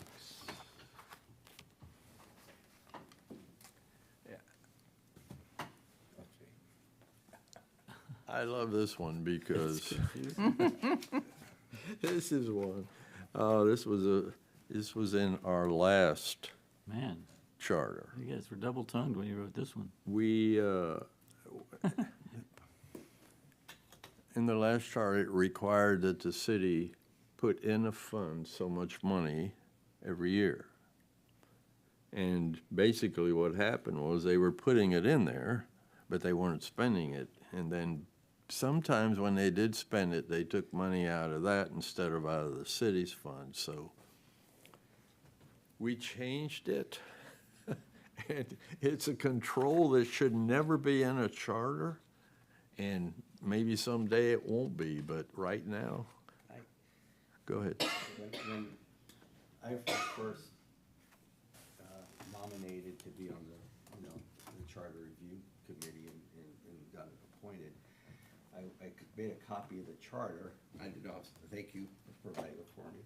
And so I started to look at some of the sections, and I took some notes on some of the sections, and I took a note on this. Now, here, a little while ago, I was kind of pontificating about trying to streamline this process. But I wrote these notes, and I don't know whether or not this should be in ordinance or something that we would put in here. But I wrote just notes to myself, and my notes say this, on the part of this section. It said that the whatever department that is shall provide a sidewalk improvement plan delineating the location of the sidewalks in need of repair or improvement, or extensions, giving priority to those most needed to be repaired or any extension. The priority of the sidewalk that are in need, holy, I gotta read my own writing. The priority of the sidewalk that are in need of repair or improvement that have not been improved or repaired shall be rolled over to the following year's priority list. And I don't know if that needs to be in here, because it's mandating that somebody's gotta put together a priority list of sidewalks in the city, because how often do we hear, when is my sidewalk gonna get fixed? When is my sidewalk gonna get repaired? And so I don't know, and maybe somebody in the city knows whether or not there's a priority list of sidewalks in the city. I don't know that. Yeah, I can provide that for you. Okay, I'm not saying I need you to provide it to me. I just didn't know if there was a priority list. So if there wasn't one, who determines what sidewalks are going to need to be repaired and improved? We put that in there. Okay. This is so easy to go away, because there's a lot of money in there that they put in year after year because of the charter. And what we determined back then is that a lot of that money was being used when a new subdivision came into town. Oh, yeah, we'll put the sidewalks for you. And there were so many sidewalks that needed repair that weren't being repaired, is why this happened. Okay. I don't know how much of that they've spent or not, to be honest, but it specifically says what they can use it for, so that it's used for the existing sidewalks that need replacing or repair. And they can't say it's not in the budget, because this is old budget money that is sitting there waiting for the city to fix the sidewalks. So those were my notes, but so I don't necessarily think it may need to be put in then into a charter, requirement. That was just, dawned on me when I was looking at this particular provision of the charter. So, I agree with you, but it was this or nothing, Yeah. because it wasn't being done at the time. because some people don't, I'm sorry. No, I was just gonna say, I can't speak for their process, but I can speak for how they respond. We've got one, I live on Enclosed Isles, 19 homes, and a little loop of sidewalk. And we have one homeowner who's quite vocal with people at the city. And in the, 12 or 13 years that I've lived there, they've come twice and really gone through and thoroughly fixed all the sidewalks in the neighborhood, because he made a lot of noise about it. That's maybe what it takes, and we gave them plenty of money to do it this time. But and to piggyback what you just said, what if there were sidewalks in the city that were more desperate need of repair, but somebody was not as vocal? There almost certainly were. Okay, so by having a list, it makes the city having to prioritize where the money is spent, and not because somebody has more vocal about it, because you could see, look, you're not a priority right now. You may be next year, but you're not a priority this year, because these are where the money's needed. I'm not trying to legislate that requirement in here, but I think from a Mark, if you're watching, or anybody if you're watching, if there's a published list that people in the community know where they stand with regard to these type of things, I think you may not get as much of the angst from some of the residents. When are my sidewalk going to be repaired?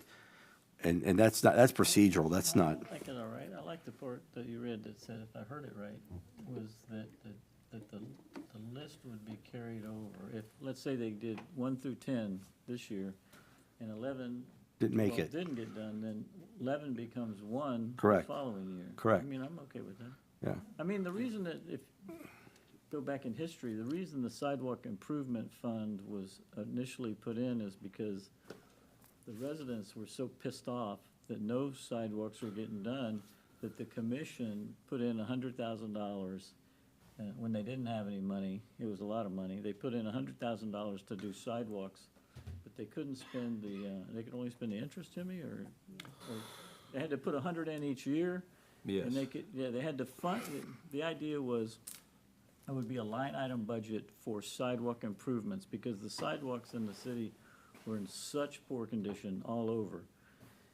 And they weren't getting addressed, and the commission got tired of hearing from the public, and they got tired of the city manager at the time not doing this work, that they put in $100,000 a year as a sidewalk improvement fund to overcome the deficiency. And that's where it came from. And they still, to this day, they budget money.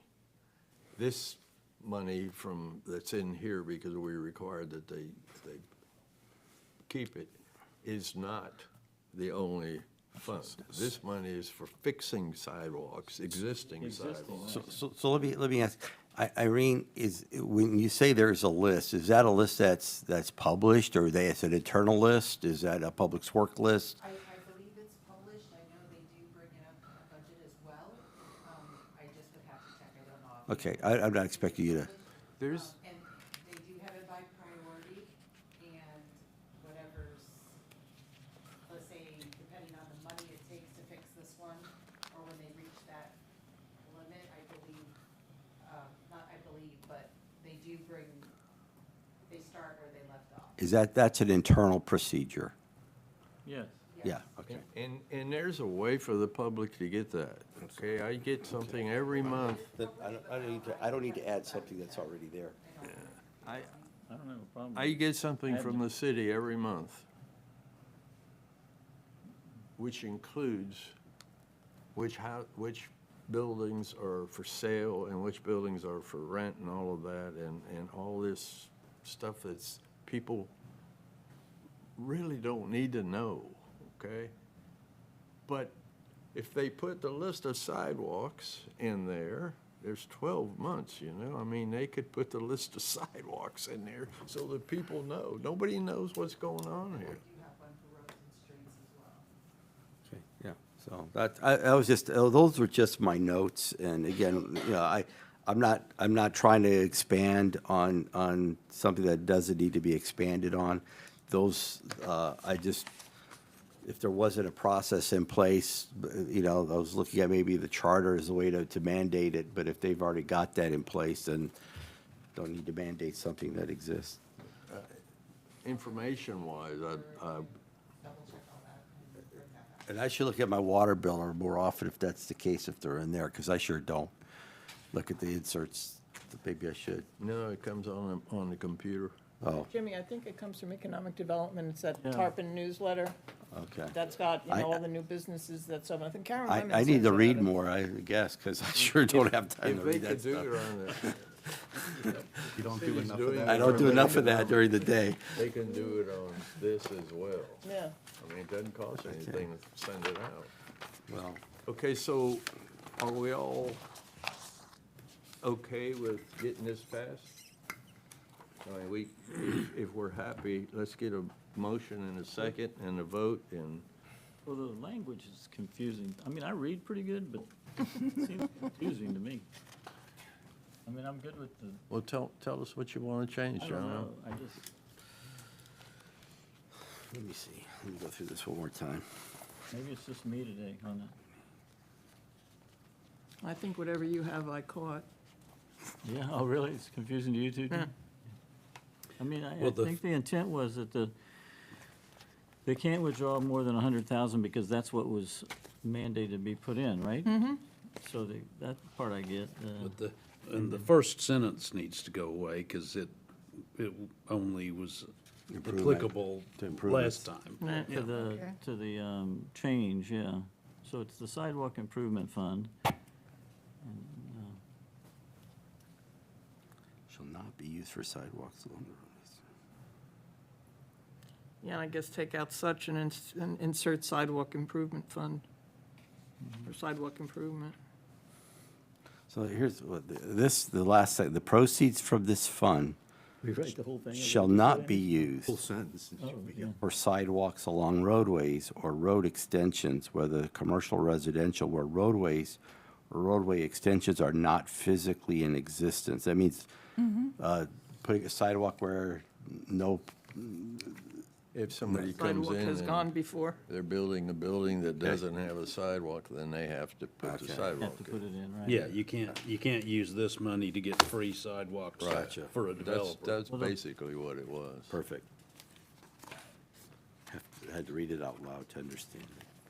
What is the, in that first paragraph, there's more changes we need to make? Well, it's after when you get to those three small paragraphs, the amount withdrawn from the fund is less than or equal to the amount appropriated in the city's capital improvement program budget for sidewalk improvements. What does that mean? Mr. Salzman? The amount withdrawn from the fund is less than or equal to the amount. So the Board of Commissioners, by resolution, may direct the withdrawal and use of the balance of the funds provided that the amount withdrawn from the fund is less than or equal to the amount appropriated in the city's capital improvement. So it depends on what is appropriated. Yeah, whatever in the budget, if they put 100 grand in a budget, then they can take 100 grand out of this And if it's 50, then it can only be, So it's like a match, is that Yeah. what you're saying? matching thing, yeah.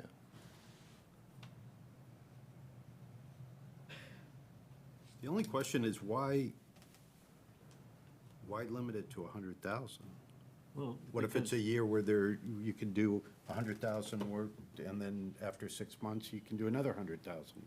Well, Well, I because the don't fund- disagree they're with only that, but. They were required by a charter, they were required by a charter amendment at the time to put 100,000 per year.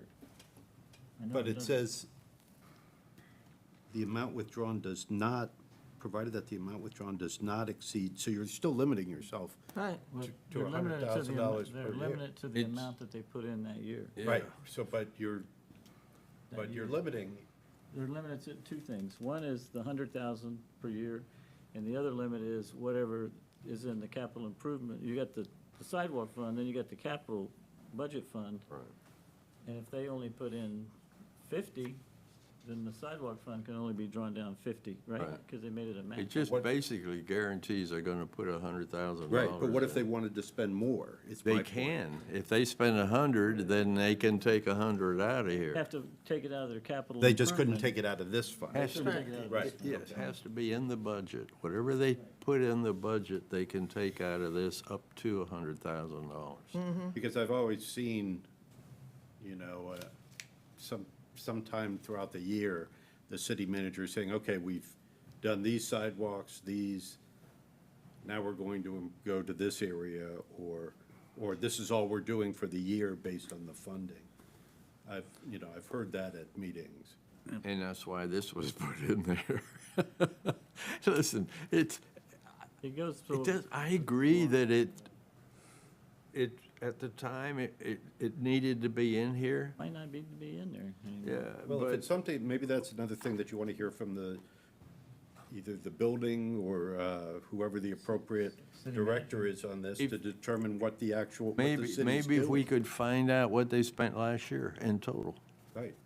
I mean, it may be that it's not necessary anymore. I mean, they may have a plan that goes from one point of the city to the other on a whatever 5-year plan that does all the sidewalks, unless there's an emergency, which is taken It's- care of at the time. I think they may very well have a plan, and this isn't just for sidewalk repair, because there's a number of streets where people live that don't have sidewalks. And they Right. should be spending this money for that. But because they do them in-house, it's possible they don't have the people to do it. It could be, but you may want to have more of a clarification to see if this is even necessary in the charter Anymore. yeah. anymore, right? It was at one At point. one point in time, it was necessary. Did I understand correctly that this is a self-supporting fund, basically, that the money was put in and they're just spending the interest on that? No, No, they it's could not. spend No, up it's to $100,000 a year, I $100,000. think. Yeah. It is, I agree with all of you that it doesn't belong in here, okay? But I'm not convinced about taking it out, because I drive these streets every day, and especially now with the traffic we have, I'm doing on the back streets, and I don't see a big change. I do see a lot of repair going on and stuff like that. I don't know how many people they have for this. Maybe this is, we were not real busy today, you guys go out and repair some sidewalks. That may be the way they run it. I don't know. But I don't want to lose it because I know they're fixing But do you recall what the change was 4 years ago? change, meaning, They took out. Because the, it's interesting, it originally adopted in '83, but changed again at the last, I don't know what happened in '83. Looks like they took out streets. $100,000 was added last time. the 100,000 was added last time, okay. No, it's originally was 100, Irene. No, the additional matching 100 Oh, the additional, the Oh, okay, additional so match, that's what it was. okay. Yeah. But they also took out the word street, so they can't do streets with it, they have to do sidewalk. Okay. They could go for 10 years, at least 10 years with this. Well, it's just interesting that it wasn't that long ago, really, if you think the last Charter Review Commission did this. Right. Made a change to it, so there must be some current, relatively current issues, right? I mean, it was something. I think during that discussion there was, I can bring that back in the exact language that was changed, but, Mr. Terrapini's correct, streets were taken off of it too. Well, and we were discussing maybe that there's internal policy since that time, but it would be interesting to find that out.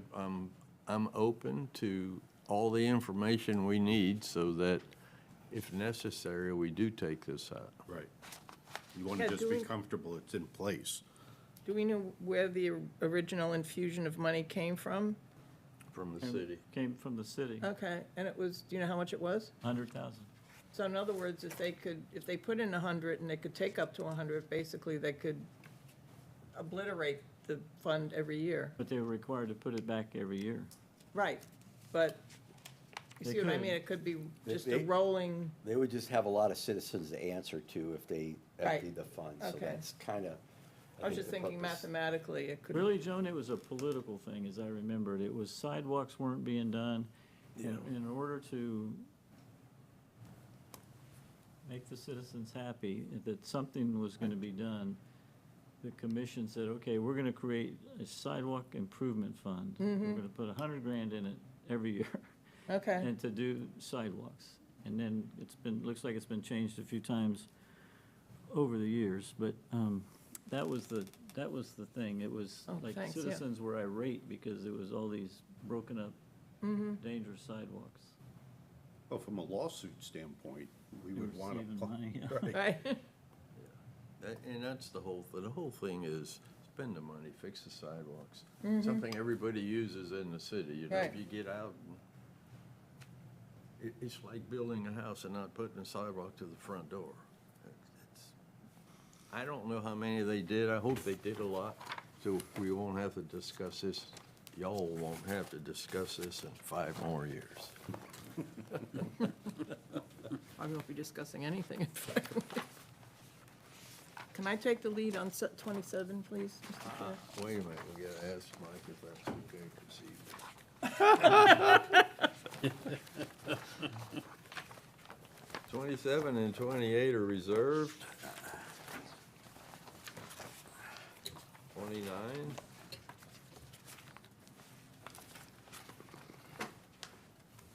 30. Well, Wow, you just skimmed okay. right through those. Let's go back to 29.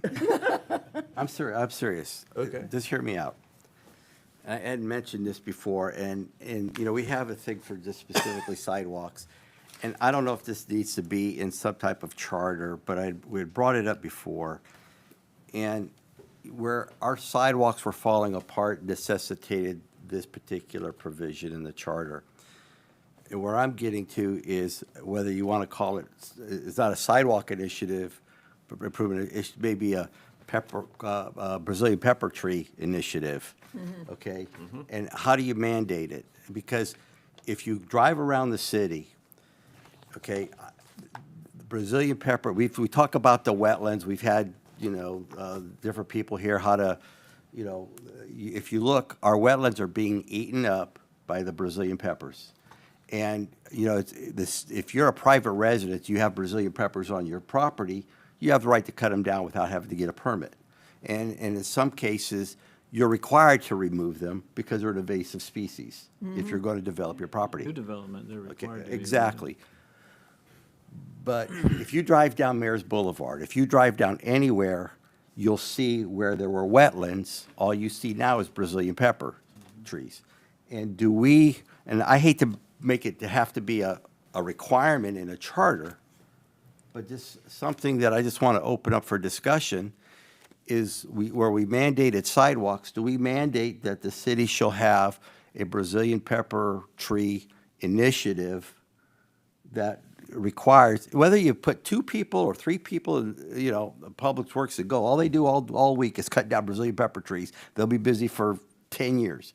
I'm being facetious, but it's becoming that problematic when we talk about our wetlands, and we did a whole section in here about preserving our wetlands, okay? We did a whole section in here, okay? But you're not going to have wetlands to preserve if you don't do anything about the invasive species already growing into your, into these. And so I was hoping that the Sustainability Committee would come forward with something like that. That they should put it in their, But that, you know, to put something in that requires the city to address that problem, because it's just, the more longer you don't address it, the worse it's going to get. And I'm throwing that out there because we have all these reserve sections, and I think something like that, I think the residents here would wholeheartedly, you know, endorse something that requires something like that. I just want to throw that out there. so, yeah, they're a problem. They're a big problem, and they're getting worse. Yeah. Okay, no disagreement with that. So on the sidewalks, you can define it as sidewalks. They did 100 yards of sidewalks. How do you define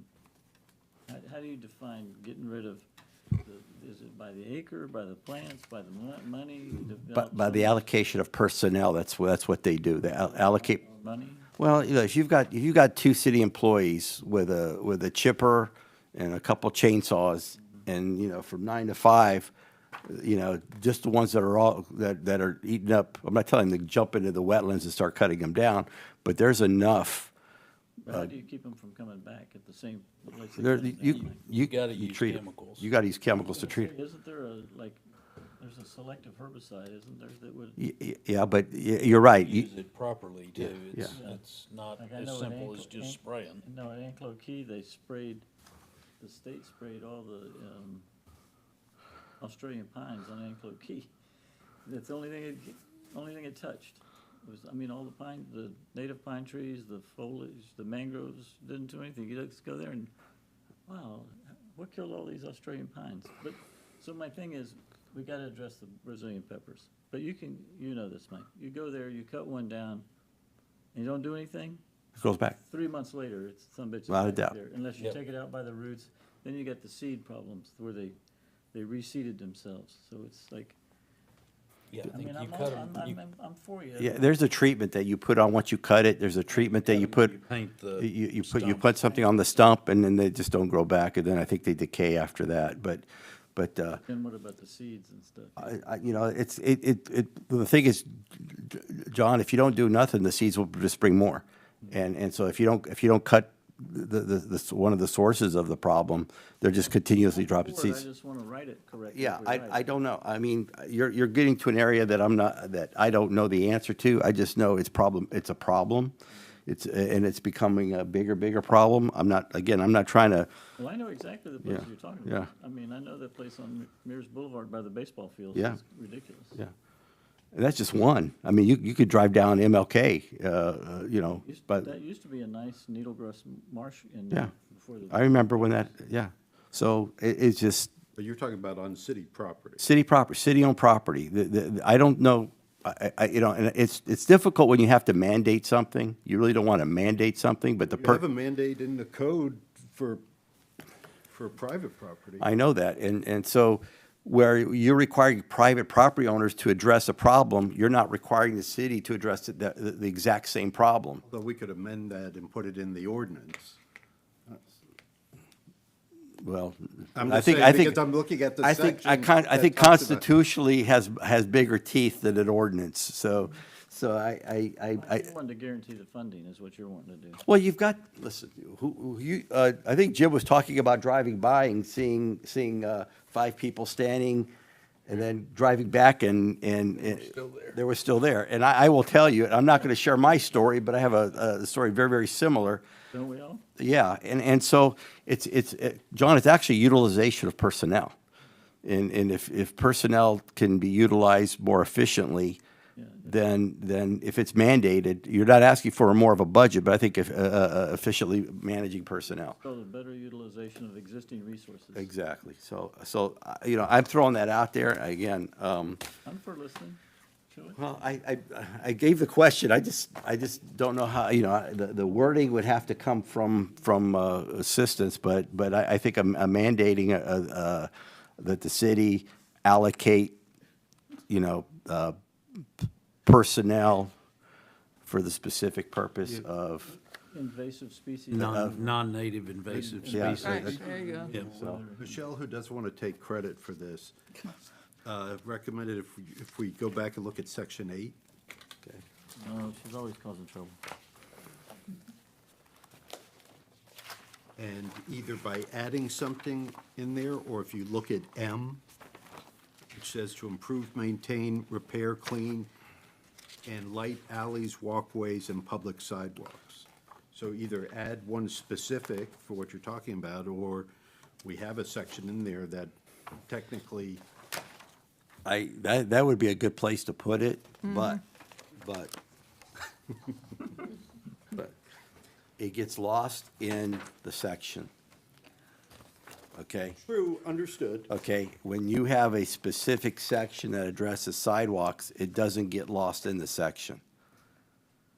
It has it has its own, So Mike, basically, I mean, you're talking about, I mean, it seems like something that specific. I mean, I wonder about the sidewalks. It's kind of strange, but, it seems like it should be a broader kind of issue that the city should consider the ecological health, and then under there list that. I mean, but that seems like it would make more sense to be in a charter in that way, well, that y- you're looking well, at the whole context. and I agree with Michelle that would be properly addressed in a section 8.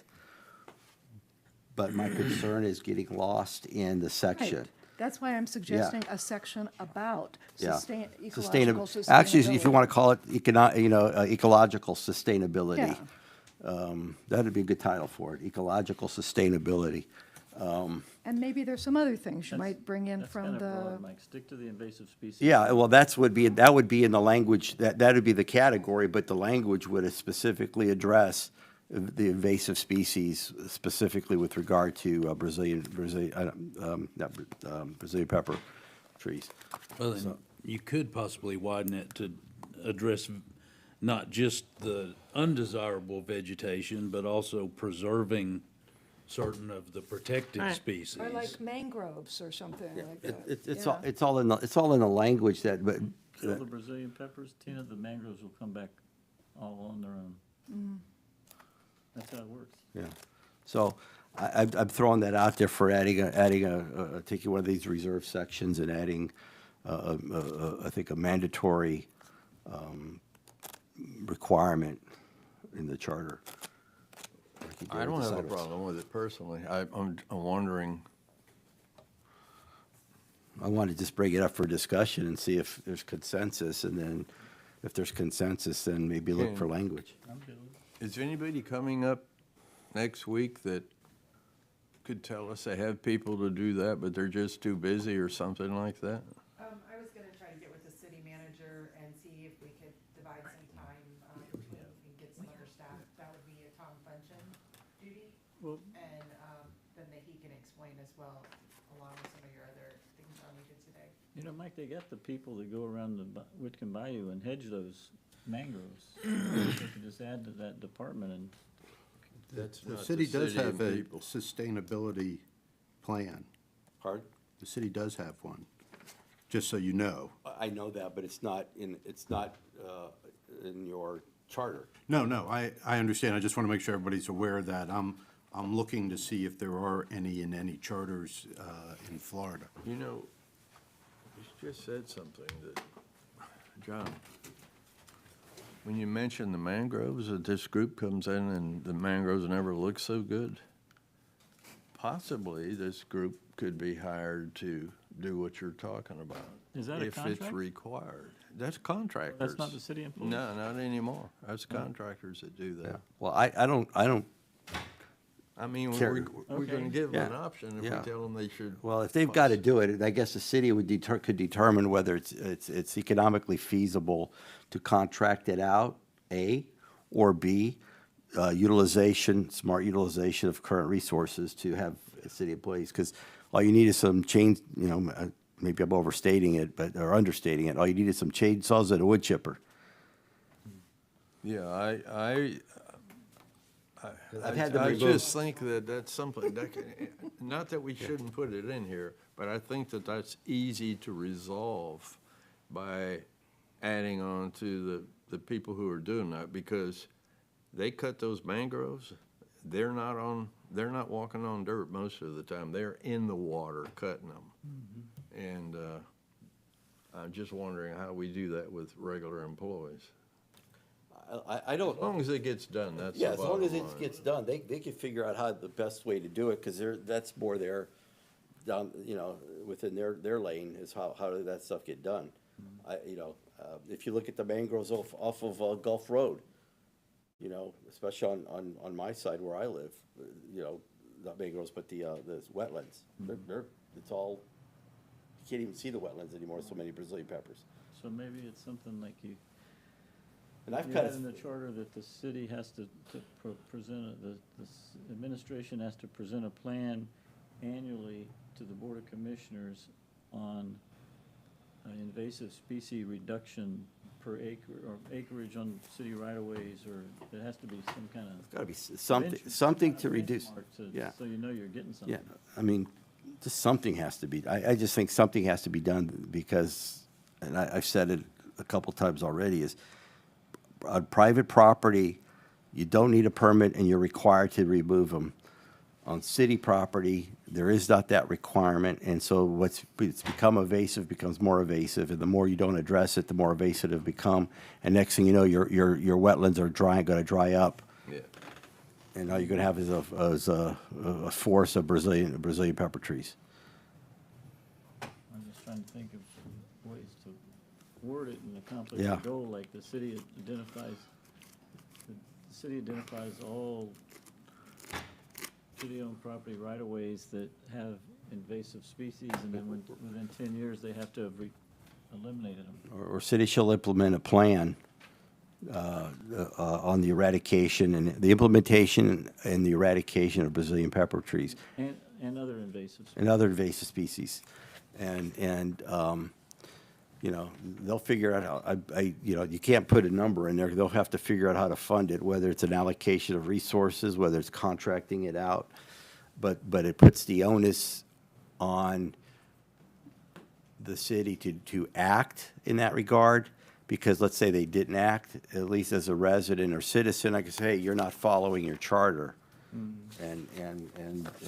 Because I hold the charter at a higher level of requirement, even though you should follow the ordinances, but your charter is your constitution, and if it's your constitution, those are the things that give you the lifeblood of your organization, so. I'm good. So, Yeah. Figure out how to write it. where's I'm this? wondering if there are any sort of groups that would help support that. Well, not just that, there may be other, Probably grants, Joan, to Yeah. eliminate Yeah. invasive species. yeah, and so that leaves the door open for the city to apply for grants for that particular purpose, number one. Number two, I don't know if there's any other communities that have something similar in their ordinances or charters that can be hijacked and used. You like the word, I like the word hijacked. Florida DEP would, Hijacked and used for our purposes. I think Salzman was looking it up. yeah. Okay, but Florida DEP would be a resource there you go. Yeah, Right. for that, for sure. Yeah, I have a good friend in the Department of Agriculture. I could at least ask him if there's anything out there.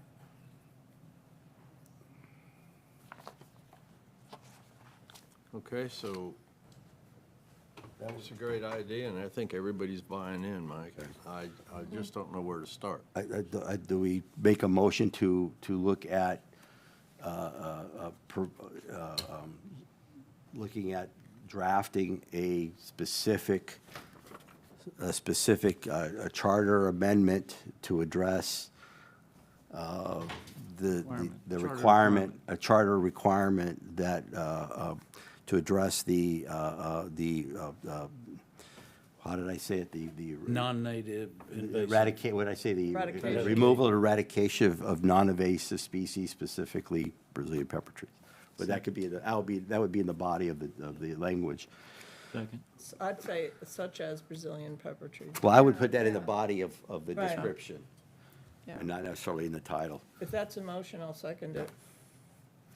We have a motion and a second. Any more discussion? Roll call, please. Dr. Cavallis? Yes. Ms. Jennings? Yes. Mr. Kuskudis? Yes. Mr. Seaman? Yes. Mr. Terrapini? Yes. Vice Chair Colianis? Yes. Let's take 5 minutes and come back and we'll, Yeah, exactly. I think they were gonna see if there was other communities that had something similar that we could hijack language This from. female's I trapped was in the looking corner. at, you know, I came up with Sarasota has one, but it's an ordinance, not a charter. But we can look at some of that language and maybe just change it and put it in for the charter. Merle? Can I put in a request for a burly lumberjack? I think he's Well, got he- some overalls. Will he, can he sing the lumberjack song?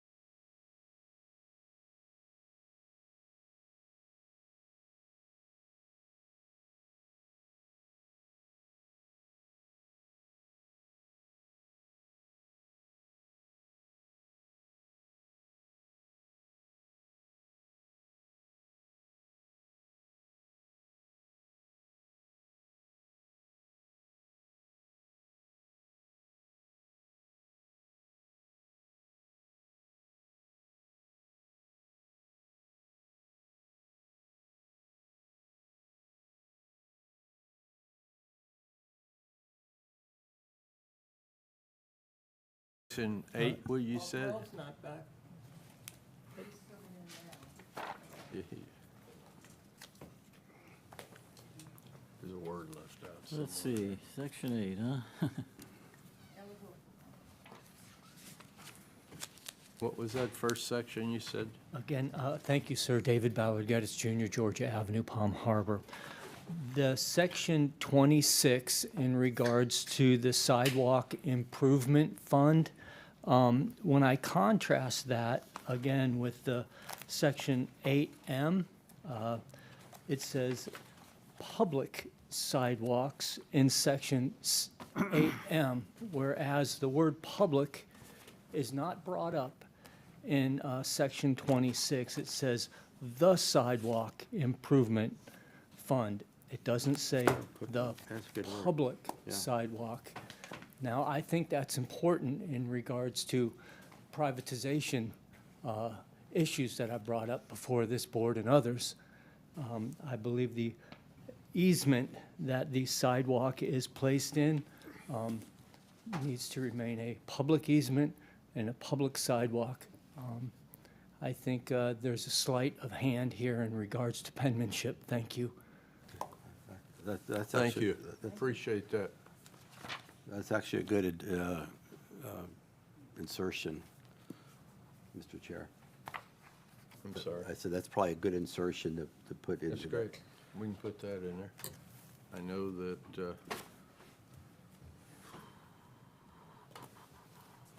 So I guess, going back to 26, the first sentence of that paragraph is going to be deleted, correct? Yes. And then the second one, according to my notes, said, "The balance and interest in the sidewalk improvement fund shall be used solely for public sidewalk improvements." Is that the right word, city attorney? City-owned or public? I would say public. Okay. That's fine.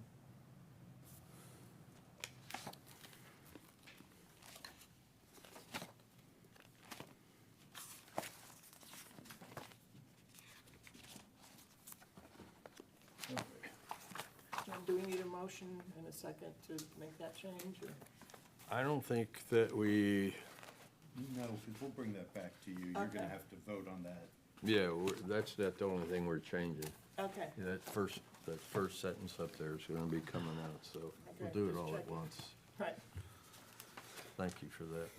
You know, I'm gonna try to do something a little different because the next thing's coming up will also drive us crazy. Jimmy, before you move on, I just want to say one thing about Mike's thing, the Yes, Brazilian go pepper ahead. thing. But So I'm all for that. Okay, it's a good idea. But also, the dredging of the cuts in the river were a good idea. So we're putting these things in the charter. I wasn't on the charter revision when that was put in about the river cuts, although I think that's a good idea too. But they're not getting done. So how do you make the Board of Commissioners that's, obey the charter, Mr. Salzman? Do you put a thing in the charter, an additional paragraph that says that the Board of Commissioners shall refer to the charter annually during the budget cycle to address address charter concerns? Or shall reference the charter in their budget determination, something along those lines. Yeah. Good idea. so what you're saying is then if it's in the charter, it's mandatory. Yes. So all we have to do is get them to read the charter at budget time. Well, whoever's doing the budget has to flip through it and say, okay, we got a budget. I think when we bring the gentleman in across the hall, that would be something that he would probably be responsible for, because he handles all the, Right, but Jimmy, no, I, budget cuts, has there ever, I mean, not the budget cut, the river cuts, the channel cuts for navigation. yes. Have they ever budgeted any money for it, even though it's in the charter? I'm not aware of that because I haven't done anything in quite a while. No, so you think they haven't even budgeted anything, even though they're required to by charter? I'm assuming that, yes. So that's why I made that comment, that maybe we should have a section that says the Board of Commissioners has to refer to the charter for budgetary considerations to accomplish the goals and objectives of the charter, which is the river, I don't know what all's in there, but the river cut, the river cuts, channel cuts, the Brazilian peppers, whatever's put in there. If the people pass something, then they should have to do it, not just neglect it, right? Yeah, it should be like you, I think what you're getting at is a good idea where that whoever's doing the budget is that as part of the budgeting process, the BOC shall review the charter and budget those items as required under the charter. Yeah. Something like that. You know, that way they have to, whether it's $1 or 100,000, they've got to allocate it in the budget. And that way you could see a line item for things that are required under the charter. Okay, where would we put that in the charter? BOC. Mr. Sullivan? I would say section 8. Section 8? Sorry to interrupt you, Jim. No, that's quite all right. How do we remember to do that? Do we need a motion on that one, or not, or just? I mean, you've Could we squeeze it in under 8D?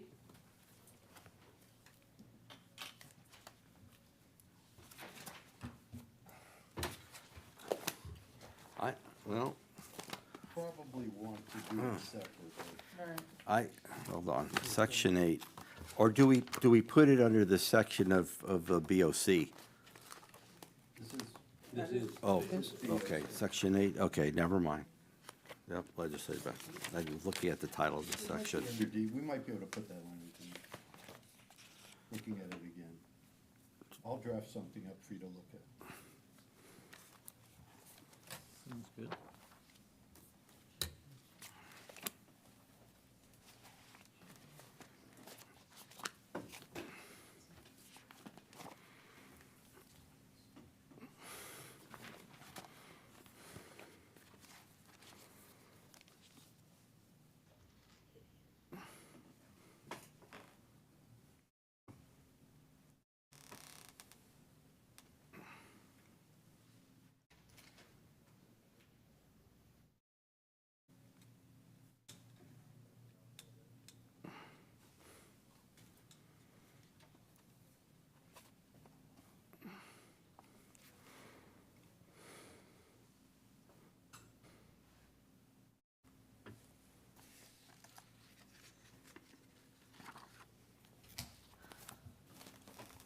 Is everybody ready? I want to try something a little different tonight. We said we've been pretty busy today and had a lot of conversation. Does anybody have anything before 5 o'clock? I don't want to finish at 5 o'clock and the board members have something they want to bring up that we should be hearing. I'm good. No. I think I've said my piece as we go. Earl? Yeah, you got it. Okay, good. I just want to bring one thing. Oh, I do have No, something I to say. said it. I never, I'm good. I do take it back, but go ahead, John. Well, Carrie handed out this handout last week, and I pointed out to her that, you know, honest mistake, she had inadvertently left out some things that we had talked about. One thing in particular was, and, okay, let's see, there's one for you. This is just, if you could pass those around. I'll let you guys get the paper, and then I'll talk.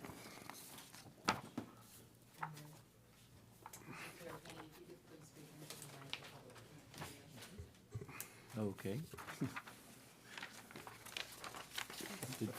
Jimmy, did they get theirs? Got it.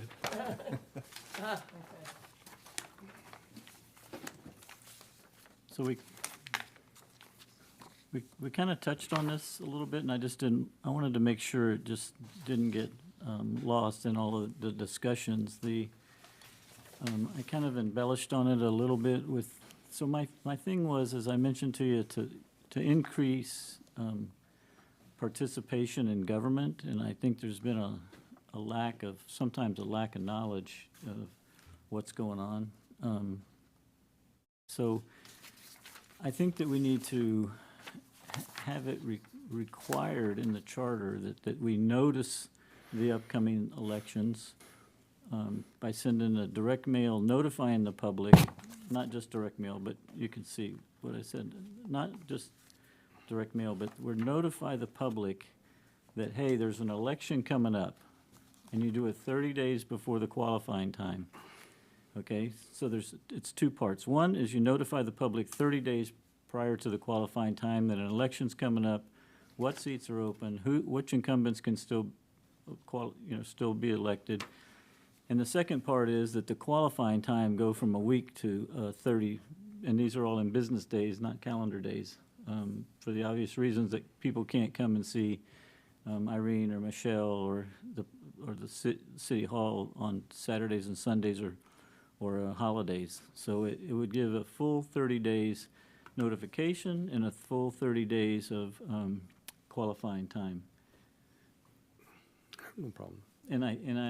Reason I think it's important to put it in the charter is because it was changed unilaterally by a city manager and a mayor to shorten it up. And really, I'm going to tell you like it is. The reason they did it was to control who was running for office. So it was a hand selection process. People didn't know what was happening, so, hey, Mike, file tomorrow. You know, it was one of those deals. Hey, buddy, file tomorrow. Nobody else is running.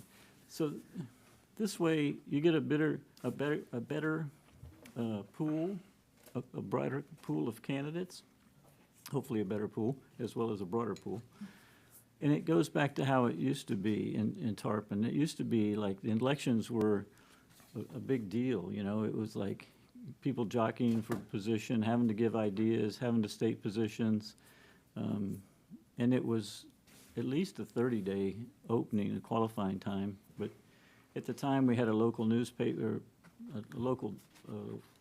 daily, a good the Tampa Tribune and St. Pete Times, and the Herald and the Leader. So people, it was always kind of forefront that there were elections. And now we've kind of slipped backwards with the elimination of these printed papers, and a lot of people just don't read the Times and stuff online. So that's my proposal. It probably needs a little language tweaking from Mr. Salzman, but it's just an effort to increase participation in government. Can I ask a very ignorant question? Since I moved to Tarpon, I'm thrilled with the idea of nonpartisan politics, but the seats that are assigned to the commissioners don't seem to relate to anything specific, do they? Or am I just missing something? No, It's not like they're representing a particular neighborhood or an area? No, what it was, Joan, was a long time ago in Tarpon, in days of old, when nights were bold. It was an open election. In other words, if there were 2 seats open and 7 people ran, the top 2 vote getters Right. would get the seats. There's some belief that that's you don't get the best candidates because it's like a free-for-all. So this way, the seats aren't districts, or you're right, they're not districts, they're not geographical areas. They're just like, okay, Fred's in seat number 1. That guy's a real goofball. He's got the worst ideas in the world. So I'm going to run against him and tell him why I think I'm a better guy. It makes it more of a exchange of ideas of what you would do, I think. Okay. But that's the background on it.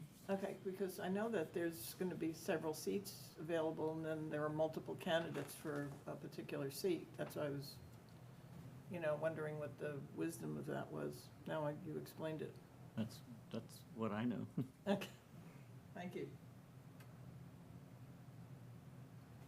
So does anybody think this is a good idea, or go jump in the lake, or? Now, again, this is not was it a military term? That's not a hill worth dying over. This is not a hill for me worth dying over.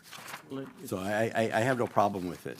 it's for the public's benefit, not for mine. No, I have no problem with it, I guess I should have just said I have no problem with it, John. I think we need to allow Irene to speak to it. And I am gathering that information to bring back for y'all, not just to show you both and just the history on it. Yes. On which part, Irene? On election stuff, period, the qualifications and different things. That y'all had asked me, it might have been at one of the meetings you were out.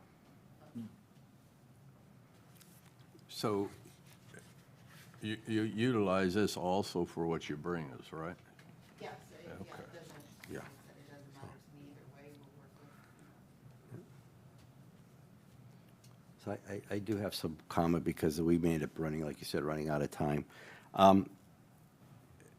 you done, John? So I don't want to. Yeah, I'd just like to get some feedback from Joan or Tina or Jimmy or Merle, whoever. I don't have a problem with this, and if they bring back something that says it can't work, then we'll discuss it all over again. But yeah, right now, it's good.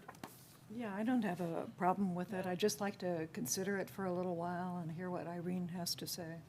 Yeah, Generally. she said, That's just feedback, that's good. Yeah, okay. yeah, no, Yeah, Okay, I Mike. don't see any problem with it. It's No. just that the concept is to promote more participation, which is always good. yeah, and I think it's actually important to explain, you know, like eligibility rules and, you know, I think anything you can do to educate the, you know, the electorate is a good idea. Thank you. Okay, so obviously I wasn't here last week, but I did get a chance to watch the meeting, and you know, there was a discussion as to decorum at commission meetings, et cetera. And I know, I think, I don't know who supplied this Harvard Law School Forum of Corporate Governance, and Chair did. the chair did, okay. So first of all, I appreciate that. The concern I have is this. We got, you know, there's a difference between dissent and decorum, where in as much as it's hard to legislate decorum, that has to be done at a gavel, period. Or a shot collar. Or a shot collar works. But that has to be done at the gavel. Because the concern I have is this. When you start legislating decorum and you know, you get subjective, what is decorum versus what is dissent. And if that's the case, then you can be silencing dissent because you don't like the nature of the dissent, or how the dissent is making their argument. And I think that does not bode well with an active discussion. Now, obviously, name calling and being personal, that's gavel. And I don't know if there's a process within the BOC that they could actually not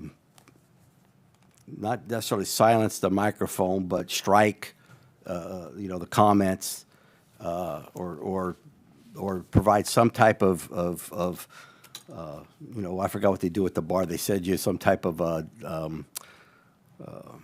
help me. When you're out of line, they don't suspend you.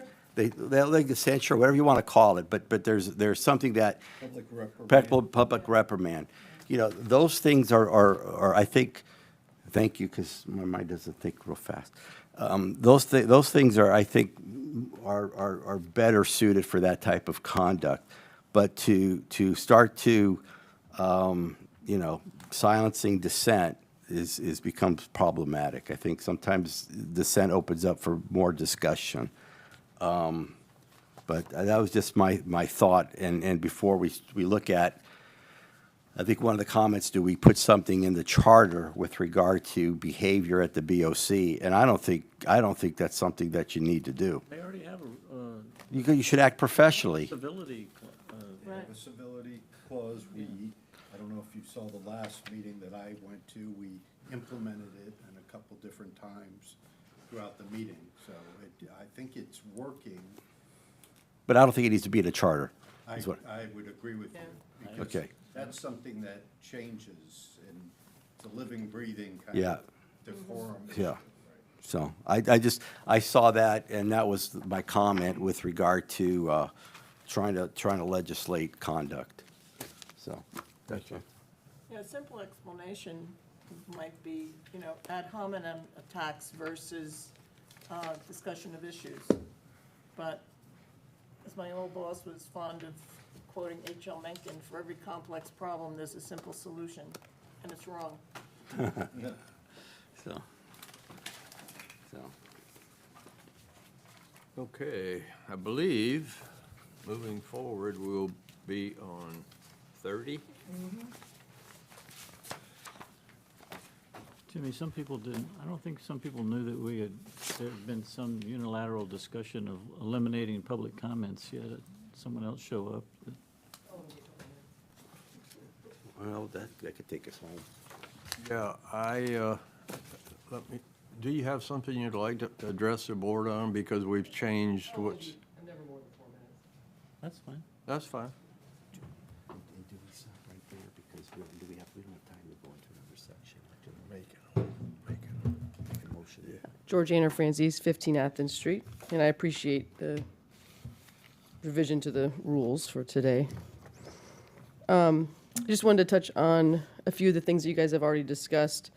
As far as the residency requirement, I'm glad that, I think that the open discussion today really helped get all those ideas across, including, there was a discussion a lot about the emergency requirement.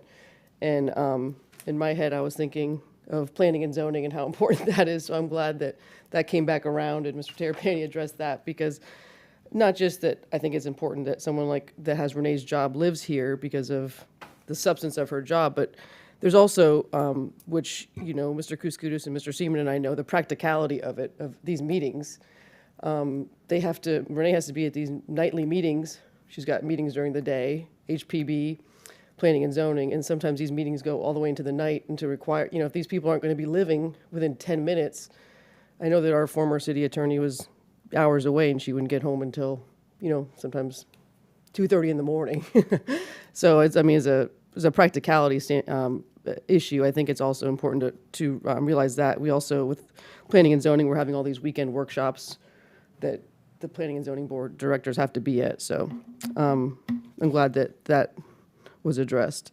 And then as far as residency, and there's a lot of discussion of the cost of living. And I thought, if the cost of living is going up that much here, we might need to look at, maybe paying our employees a little bit more so that they can afford to live here. If our budget is that much, we shouldn't, if we're pushing everybody out because they can't afford to live in the city that we want them to work in, that might be an issue that we have to look at. And then as the city managers, I guess, funds that without approval or without competitive bidding, the $25,000, again, I'm glad, Mr. Terrapini raised the issue that Mr. LaCourse didn't bring it up as an issue he's had, and he's been here for a long time, and he didn't seem to have an issue with it. And then as far as the emergency fund, again, Mr. Salzman, I'm glad that he advised it, go back and ask Mr. LaCourse about that, because, if we're in an emergency situation where we need more than $100,000 and we're without all these things, I'm pretty sure we're going to hopefully have some federal funding from FEMA or something. We're not just going to be sitting in Tarpon Springs on some island desperate for money that we don't have. So I just think that there's other sources for that, and we shouldn't be spending our money on money that we can get from any place else.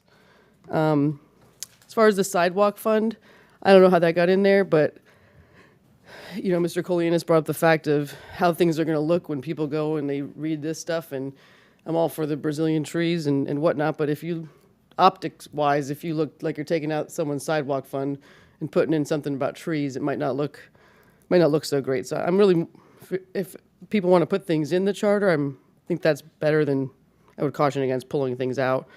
And as far as redoing sidewalks, entire sidewalks, I don't know, but anytime I've ever complained about a sidewalk, I let Mark know and the city help know and the right people, and it's done the next morning. So, as far as any issues, and they'll address any other issues they see in the area, sometimes missing the one that I've actually requested, but they'll go back and fix that one too. So I've never had an issue with that. And then I guess the last point that you brought up, which actually I just thought of while I was sitting here, was I think the solution to the problem that you discussed is your idea, is that you cannot legislate decorum up there. I mean, listen, we all get excited and passionate. I'm, guilty of that, and everyone knows that as well. But, I mean, if they're not going to fix it, then you just got to replace them and let people know that, you can run. This is when you run, and that's the only way to, I think, really fix that problem. So that's all I have. Thank you. Thank you. Okay. We're getting close to the end, and to get into another section, I think we would not be able to thoroughly get into that section without running out of time. So I'd like to go ahead and, if it's possible, make a motion that we adjourn early. Second. We have a motion in a second. Aye. Opposed? That's the quickest voting I've This is the